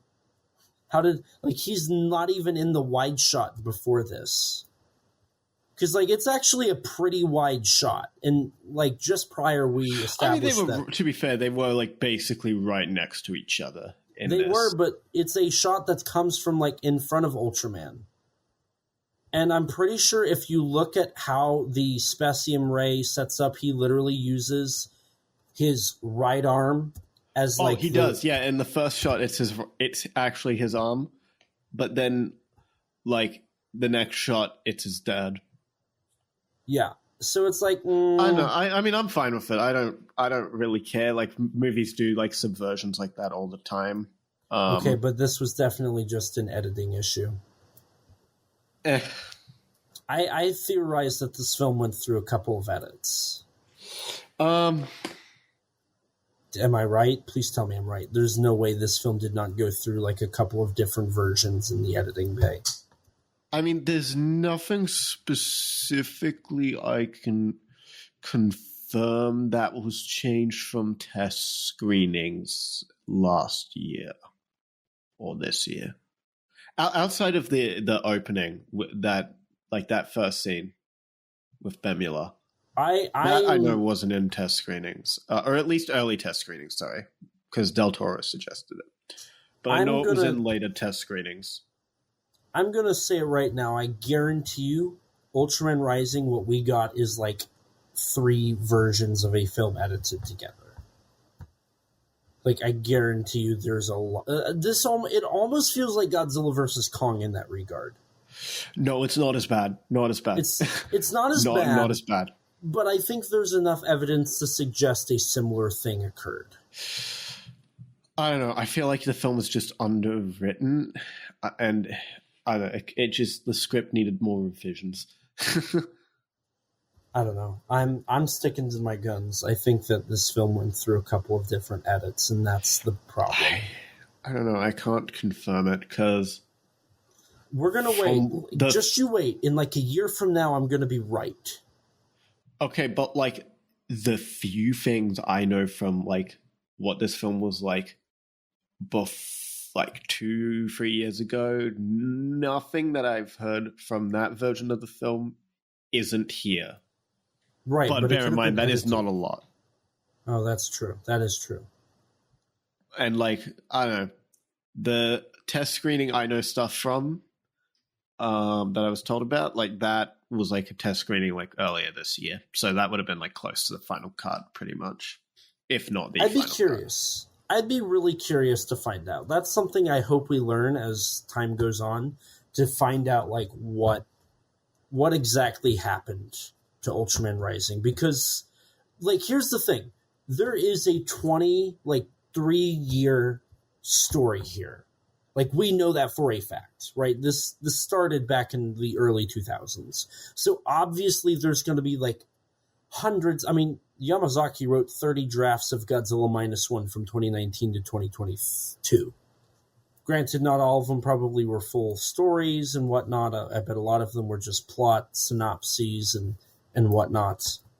But, like, the fact that Yamazaki went through 30 in a few years, I have no doubt that Ultraman Rising has had tons of alternative versions, rewrites, you know, the whole thing. I mean, most films do go through a lot of, like, little revisions. Like, that's normal for Hollywood. Plus, I'm sure ILM had specific stuff they wanted to do. I'm sure Netflix also did, and I'm sure Tsuburaya did, because Tsuburaya co-produced this. Like, they're listed as a producer on this film. Well, yeah, it is their property. Right, but, like, you don't see Toho listed as a producer on the legendary film. Tsuburaya had some sort of direct involvement here, which I think is really cool. Mm-hmm. So, I have no doubt... From what I understand, from the sound of it, it doesn't seem like anyone was particularly interfering with the vision here. I don't necessarily think anybody was interfering intervening, but I do think that there was probably some notes that were handed off, especially when Tsuburaya got involved. I guarantee you Tsuburaya was like, oh, here's a couple ideas for your Ultraman. And I'm sure those got blended in with what Netflix wanted to do. I don't know. Like, I don't know. I'm not entirely convinced. But I would be curious to hear on that if that were to be the case. I mean, I'm sure there's like small things where the studios maybe changed this. Like, test screenings happen for a reason, right? I'm sure the fine like the edit has changed. I'm sure the film was maybe trimmed down or something. I don't know. To me, it just feels like it honestly feels less like the movie's been cut apart. It just more feels like it's an early draft rather than it feels like this would be an early draft rather than a final draft. We'll see. I can't wait. I really do hope that we get a lot more information on the final product. Now, the good thing here, we've been complaining a lot here about different versions and whatnot. I think it's important to note that this is very clearly what the director eventually wanted. Yeah. He's definitely very happy with the final outcome here. Take it for what you will. I think the film's suffering majorly from script issues. And it's not the writing, it's not the dialogue, it's the story side. Yes. I think that's also important to note. The characters are written fairly well. It's the story, it's the world, it's the context of the world we're in, because they're really playing this off as a world that's been lived in. Yes. And because of that, it's more obvious when you have issues in your story. Yeah. But no, this whole ending is awful. And honestly, so here's the thing. So I've already established Ken jumping on the Jaeger, no, there's no tension. Ultraman's fine. Yeah. And then we get a sequence of him being interviewed again. Which almost... they don't even make the sacrifice linger. No. They're just immediate, he's alive. Don't worry, kids. Don't cry. We're not killing Optimus again. But I can't help but think this whole final interview could be cut. I almost feel like it very well could. I feel like all it does is establish that he's grown. And I don't think you need to tell the audience that. I think the audience could infer that enough from the film itself. Outside of that, they do make this to be the section about the voicemail from his mother about how he can she believes in him. But it's also you could have easily thrown that in somewhere else. I don't know. I just think this ending is this last scene is a complete nothing burger. It is. If you wanted to include the voicemail, you could have made that the whole thing of he listens to that instead of watching the video of him playing baseball. Make it this voicemail. Let that be the driving force of him. Or something. You don't even need it. You could replace it. You could cut it. But if you have to have it, just make it be something that's relevant for the entirety of the film, not just say, hey, this is something that I think of and it helps me through a lot of hard times. It's no, it doesn't. You've literally not played that voicemail at all until now. Again, this whole final act is just a mess. And then we get the Kaiju Island sequence. Whoop-de-doo. It's over. But we do Woohoo! It looks like Godzilla. Yeah, the island is literally filled with the MonsterVerse Godzilla. Yeah, it's literally G14 fins. Yeah. And then we get an Ultraman 66 opening inspired end credits. Which is cool. It's cool. I like it. I'm not a fan of either song. The original songs for this movie are kind of whatever. I don't really I think care. I think the second one they play in the credits is a bit better. I think it's all right. I would agree. I just was kind of okay, cool, I guess. But yeah. And then I waited for the end credits. Yes. Because I knew there was going to do something. The sequel bait. Like, this is one of those movies where it's like, oh yeah, they're definitely going to have an end credits. It's like, there's nothing, like, there's no way you're not going to have that. Mm. And then we got Nebula M78, and by no surprise, the mother's alive. Again, like, nothing shocking here. And that's Ultraman Rising. Yeah.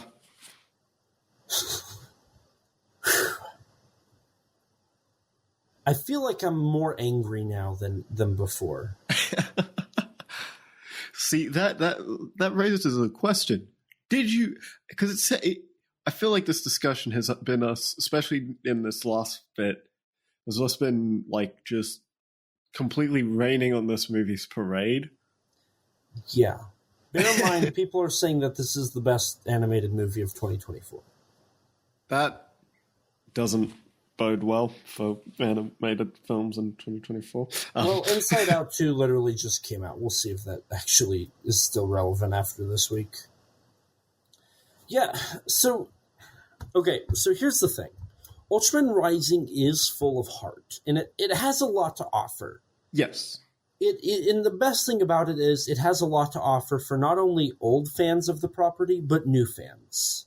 They include a great number of Easter eggs and references to the franchise, specifically the Showa era, which for me, like, that's very nice because that's... Yeah, but there's even a couple new-gen references snuck in the background.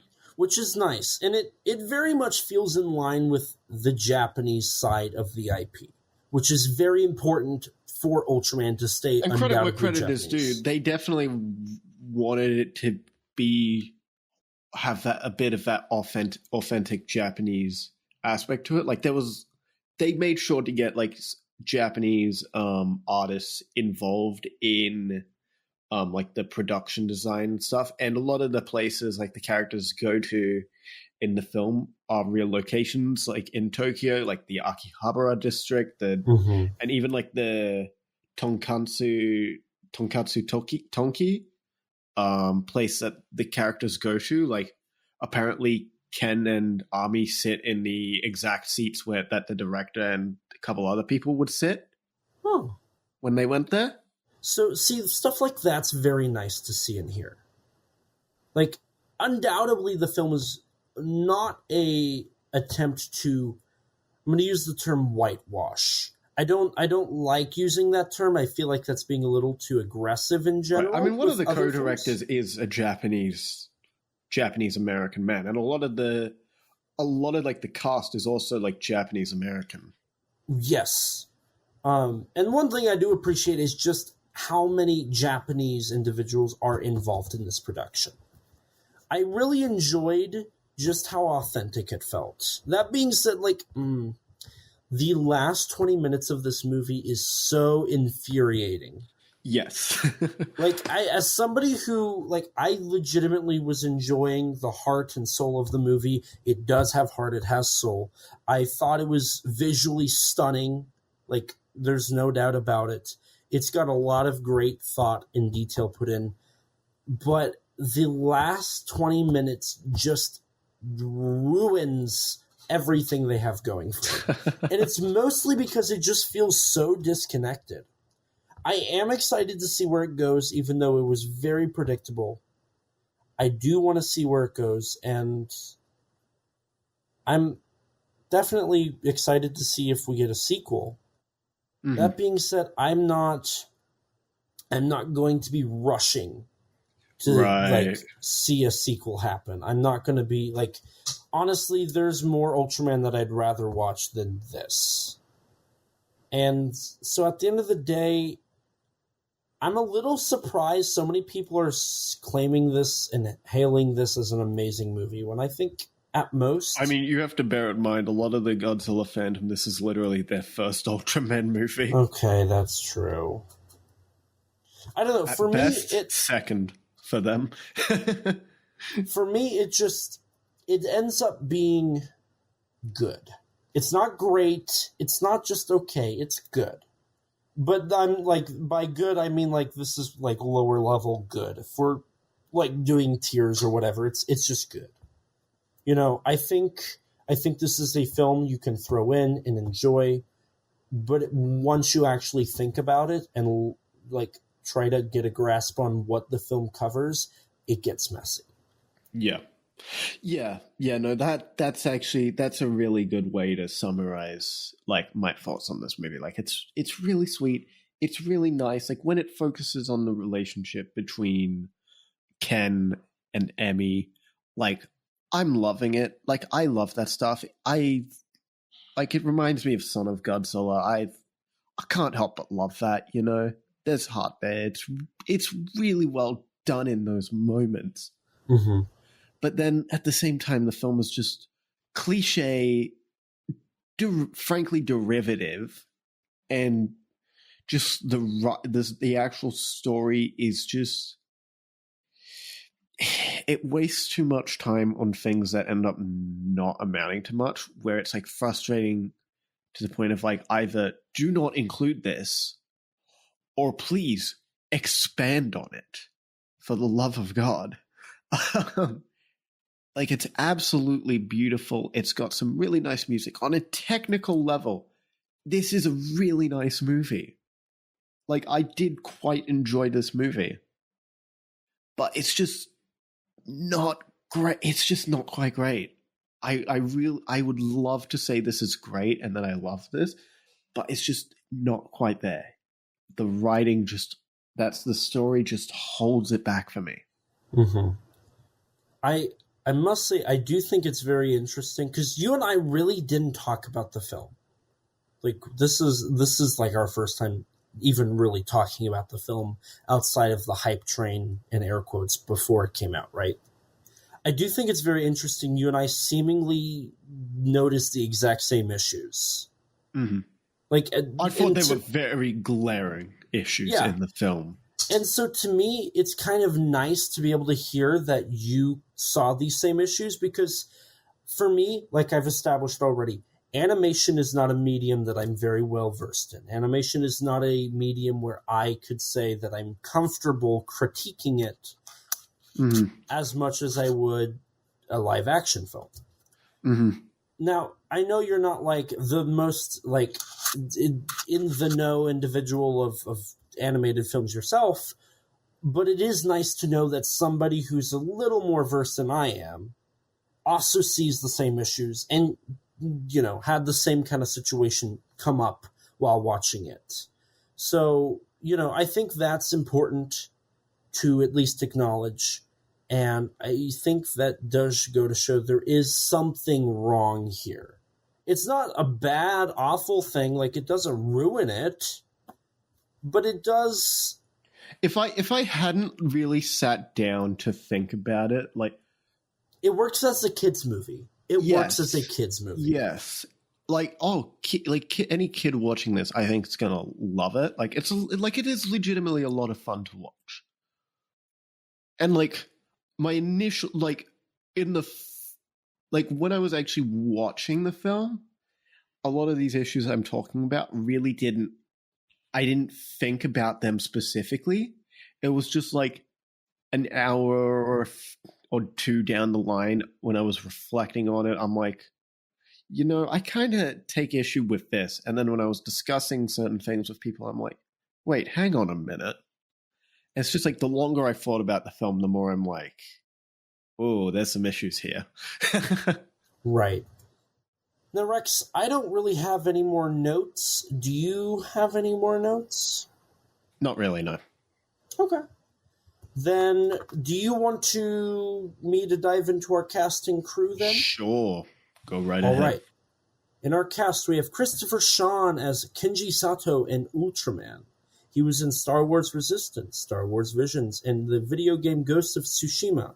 Ooh. Geri Watanabe as Professor Sato and Ultra Dad was in 16 Candles, Gremlins 2 The New Batch, Mulan, Mulan 2, Scooby-Doo and the Samurai Sword, and 47 Ronin.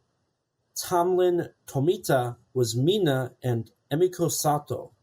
She was in The Karate Kid Part 2, The Day After Tomorrow, The Eye, the American adaptation, Monarch, Legacy of Monsters, and the live-action show Avatar The Last Airbender. Kyung Young as Dr. Onda was in Alien Nation, Mulan 2, Teen Titans Trouble in Tokyo, Scooby-Doo and the Samurai Sword, Men in Black 3, Avatar The Last Airbender, the animated version, Ben 10, Godzilla Singular Point, the English dub, and Squid Game, the English dub. Julia Harriman played Ami Wakita. Karen Murayama played Ami's mother. She was in Pulp Fiction and a Blade Runner video game. Lee Shorten played Captain Hiroshima. Art Butler played Coach Shimura in additional voices. He was in Blade of the Immortal, the English dub for the animated show. Francois Shao was Ito and additional voices. He was in Teenage Mutant Ninja Turtles 2, Secret of the Ooze, Godzilla 2000, the English dub, and the live-action television show Avatar The Last Airbender. Robert Yasumura played Kubo. Mila O'Malley played Chinho. Brittany Ishibashi played Miss Unda, was in Teenage Mutant Ninja Turtles Out of the Shadows and The Office. Veronica Lapique played Akiko. Jonathan Groff played Bunny, also known as Ollie. They were in The Matrix Resurrections, Doctor Who, and he played Seymour in a theatrical version of Little Shop of Horrors. As for your crew, you have Shannon Tyndall as the director and co-writer. He worked as a character designer on Samurai Jack, Caroline, Kundo, and the Two Strings, which he also directed. His co-director was John Asushima, who also worked on worked on Kubo and the Two Strings and Avatar The Last Airbender. He also makes a sort of cameo in the film. Oh, he does? Yeah, the captain of the KDF is meant to be a young John Aoshima. Oh, interesting. And apparently there's a kid in the movie that's also meant to look like him as a kid. You have Mark Hames as the co-writer, who worked on Kubo and the Two Strings, Men in Black 2 as an associate producer, and Small Soldiers as stunt effects. Tom Knotts, as a producer, worked on Space Jam as a recruiter, The Iron Giant in the development department, and Scooby-Doo, the live-action movie. Lisa M. Pohl, as a producer, worked on Aladdin as an assistant, The Lion King as an assistant, Mulan as a production manager, and Nine as a production manager. Finally, you have Scott Stafford, the music composer. He worked on Lost Ollie, which was Shannon's work as well. Which featured the bunny. Originally. Which featured the bunny, correct. Now, Rex, I think we're going to have a similar ranking here. Let's do a ranking of our Ultraman movies. God, I wonder what's at number 2. Which will only encompass Shin Ultraman and Ultraman Rising. So I think we both know what comes in at number 2. Ultraman Rising. Yep, and number 1 is Shin Ultraman? Yes. Okay. Ding, there we ding, go. ding. We agree. All right. I mean, it's an Anno movie. It's almost unfair. This is true. It also is just better. Sorry, Anno Higuchi movie. My bad. Now, Rex, I don't really have anything else to say. Do you? I think I've made my peace a bit with this film now. I would say so too. So I think with that, we can transition here into the most noblest of podcasting traditions. Starting off, hello, I'm Elijah, and I have a Kaiju and Tokusatsu problem. Joking aside, I am Elijah Thomas. I am a part of the rotating hosts for Monsters with Attitude. You can check us out on YouTube, where we do monthly live streams talking Kaiju entertainment. You can also head over to Facebook and join our Facebook group. It's a great place to talk with like-minded people. I'm also a writer. I've written for GodzillaMovies.com and in Kaiju Ramen Magazine. Currently, I write for Kaiju United. My most recent article, I believe, was my Yuzo, the Biggest Battle in Tokyo review, and my writing has also been featured in the book Giant Bug Cinema, a Monster Kids Guide from Bear Manor Media, where I wrote about Ghidorah, the Threaded Monster. Outside of writing and podcasting, I also served as a consultant on the upcoming Titanic Creations officially licensed Younguri articulated figure. You can go over to titanicreations.com/Younguri to pre-order yours today and get all the information you need on that action figure. I also have had the privilege to produce bonus features for SRS Cinema. I have worked on Yuzo, the Biggest Battle in Tokyo, Liverleaf, and I'm currently developing bonus features for War of the Ninja Monsters, Zeiram vs. Gora on Blu-ray. And I even did an audio commentary for Yuzo. You can order all of those Blu-rays on srscinema.com. I'm also a filmmaker and YouTuber. You can check out my stuff on my YouTube channel, ET13 Productions, where you can see some of my short films and my older YouTube videos, along with an ever-growing playlist that features all of my appearances on YouTube. I do plan on getting some new videos on there soon, so definitely check that out. I've also appeared in a kaiju movie, a little-known film called Zillafoot from 2021. I made a brief cameo in the film as Skywatcher number 2. It's got a rating of 3.7 out of 10 on IMDb, so if you want to watch more kaiju, you can buy the Blu-ray on srscinema.com or the DVD from any major online retailer, or just watch it for free on Tubi with ads or on Amazon Prime without ads. You can also check out my action figure photography on my Instagram at et13_productions and my ex, the artist formerly known as Twitter, thanks Danny, at the same handle. Now, Rex, where can people find you at? Well, dear listeners, you can find me on YouTube at Rexino, on Twitter at Rex_Xenomorph, and on Instagram, Rex_Xeno. And if you want to check out some of my writing, go take a look at the Tokusatsu Network. And as for the podcast, don't forget to rate us on iTunes. That boosts our ratings and helps us get recommended to more people just like you. If you don't have an Apple device, which I don't blame you, that's a lie. I'm literally reading this off of a MacBook. You can rate us on Spotify. To stay up to date with all things Kaiju Conversation related, head over to www.kaijuconversation.com to find all of our episodes, social media, news, and updates. Follow us on Twitter at KAIJU_CONVERS. If you don't have Twitter, you can follow us on Instagram or like us on Facebook. If you're like me before podcasting and you don't have any social media, lucky you. You can email us at kaijuconversation@gmail.com, all lowercase, all one word, you know the drill.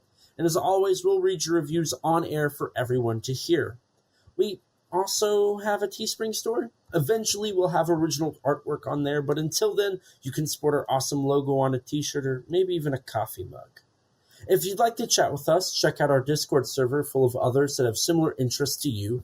Recently, in our General 1 chat, there appears to have been a discussion about Ultraman Rising. How funny is that? It's like it just came So out. it's a great place. It is. That's a great observation, Rex. But it is a great community full of great people. Don't forget to subscribe to our YouTube channel and hit the bell so you can be notified anytime we upload a video. We sometimes post exclusives to the channel like bloopers for episodes or minisodes talking about news or other subjects. We also have an interview with MechaGodzilla designer Jared Kerchevsky on the channel, and I definitely butchered this name, I'm so sorry. And a huge thanks to Rex for editing all of these episodes and all the other content we upload. His links can be found in the description below. Along with Rex, we'd like to give a huge thanks and shout out to Danny DiManna of the Godzilla Novelization Project for his amazing vocals on our theme song. You can support him by following him on Twitter at Danzilla93_GNP or visit his website, GodzillaNovelizationProject.com. And a huge thanks to Gretton Conwell from the podcast Giant Monster BS for composing the music for our theme song. You can support him by following the podcast on Twitter at Giant Monster BS or on any podcast platform under the name Giant Monster BS. And with that, we're going to wrap up episode 95, Ultraman Rising from 2024. Only 5 episodes remain until we hit 100. Thank you guys so much for following us on this journey. I hope you enjoyed this, and we really do appreciate all of the support. It's been a great year, and we want to continue producing the best content for you guys out there. So again, thank you guys so much for listening, and as always, please remember, life's too short to not talk big. Bye, guys! Bye. We are set, we are in debt, there's nothing to sweat. Life's too short now, baby. To not talk big now, baby. Conversation. His name's Elijah, baby. And also Rex now, baby. We love those kaiju, baby. And you will too now.